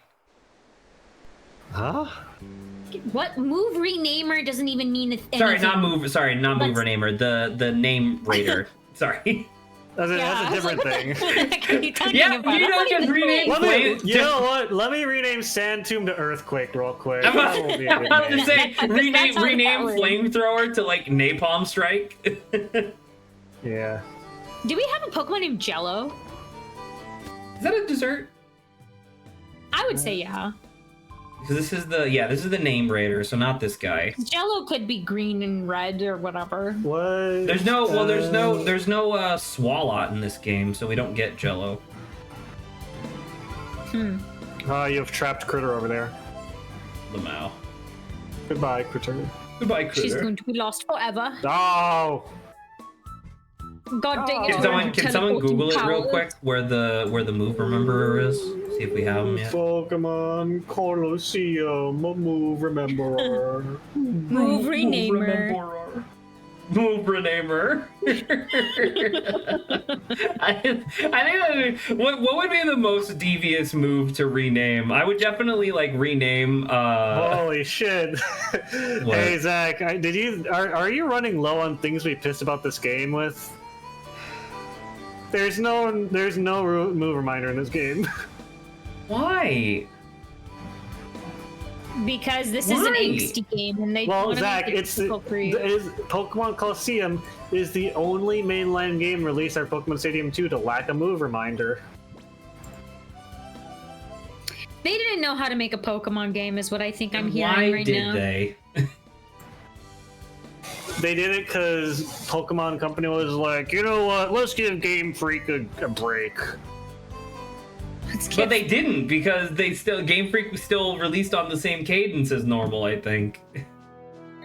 Let's pretend to give them a break. Let's pretend to give them a break. You know what, let's split the workload. Instead of having them work on 2 games at once, let's have them work on just one. There you go. All right. But have alright. that one game be We're like back twice at as it big as again. normal, so they're still as tired. Going back into the fucking fuck you. Zach, how much dollars would you pay? How much Negative. Poké dollars would you pay in a Pokemon game to be able to add stickers to your Pokeballs again? Straight, I like, love that. That I was fucking so love. good. I don't understand why they don't let those mechanics carry over between games. Like, why? What? Like, straight up, why not? Because the capsule system was awesome, and it was just like a little. It was just a little bit of, you know, it was just a little bit of self-expression, you know. I was gonna say, how much Poké dollars would you pay in a game to get a sticker on your Pokeball Well, I mean, that like did a thing? I don't know. I don't think 25K. they did anything. 25,000. sticker? That's quite crazy. Well, apparently you can't get them anywhere outside of fucking Hoenn or Sinnoh, so yeah, I guess. That's like I think 2 full It restores. was so fun, man. What a bummer. Yeah. Although I obviously understand why in the remake they took away the letter stickers. Yeah, the letters are because that screenshot of Chatot just coming out, because Chatot had the custom a DNA sample. Chatot had that thing where you could record audio, and depending on how loud the audio was, the move would do more damage. Screech. So Yeah. yeah, but the thing was that people figured out that you could scream "fuck" on the top of your lungs, and then just have the FUCK letters come up, and the Chatot would just really enter funny. and just go "fuck." True. Dude, we should do a tier list of the Pokemon gimmicks of the generations, like Pokemon contests, like Pokeballs. I would think we can do that right now if you want. We can't at 7 It's o'clock. like 7. It's Oh like shit, are we done? Oh, we are done. Yes. Yeah. Okay. But I Let me don't know. get back to. Did you guys like the what is it? The gambling Clefairy? The Clefairy game? I don't remember what it was called. I mean, that wasn't Wasn't it just one of really the a casino gimmick, games? though. That was just like a single Casino. instance. No, I wasn't know it? it's not a gimmick, but I'm asking if you guys. Oh, like yeah, I that. loved it, Like, yeah. Yeah. I think you can probably Yeah, count we each can casino try as its own gimmick, probably. You think so? I think Because I would that say doesn't so. feel like something like in my mind. I think of each generation's gimmick as being the thing that they would have in the advertising. Because I Well, I was remember gonna in say, Gen some of 3 them had they multiple, right? advertised contests specifically. Right, and some of them had multiple gimmicks, so. That is true. Well, that's post that, Adrian. Yeah, I was say post it. Yeah. All right, there we anyway. go. We're back at it. And then Saba, we're good. goodbye, Goodbye. Adrian. Saba, when are we streaming tomorrow? It should be early because technically we were supposed to have it last week, but I skipped it. Why didn't we So- skip it again? Oh, for the Because game it was show. a special Yeah, yeah. stream. Yes, For the because game I was show. like, they're streaming, Well, and thank so you. it I may be a little appreciate too that. much. But okay, so tomorrow we're starting early, so it's going to be at like, is it 1 my time? 11 my time.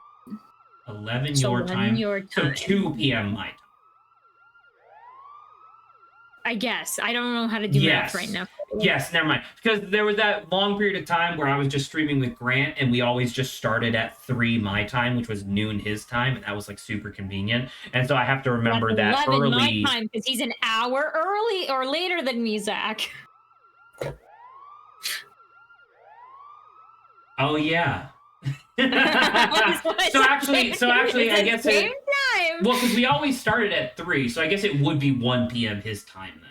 Never mind. Anyway, regardless. So tomorrow we should finish Guidebook of Babel, and then depending on how much time we have Hoping, left, yeah. I think we'll do the Mermaid Mask demo, and then we'll call it a stream. That sounds good. I don't mind finishing early. Yeah. Cool. All right. Well, good stream. Ciao, Saba. Alrighty. Bye bye.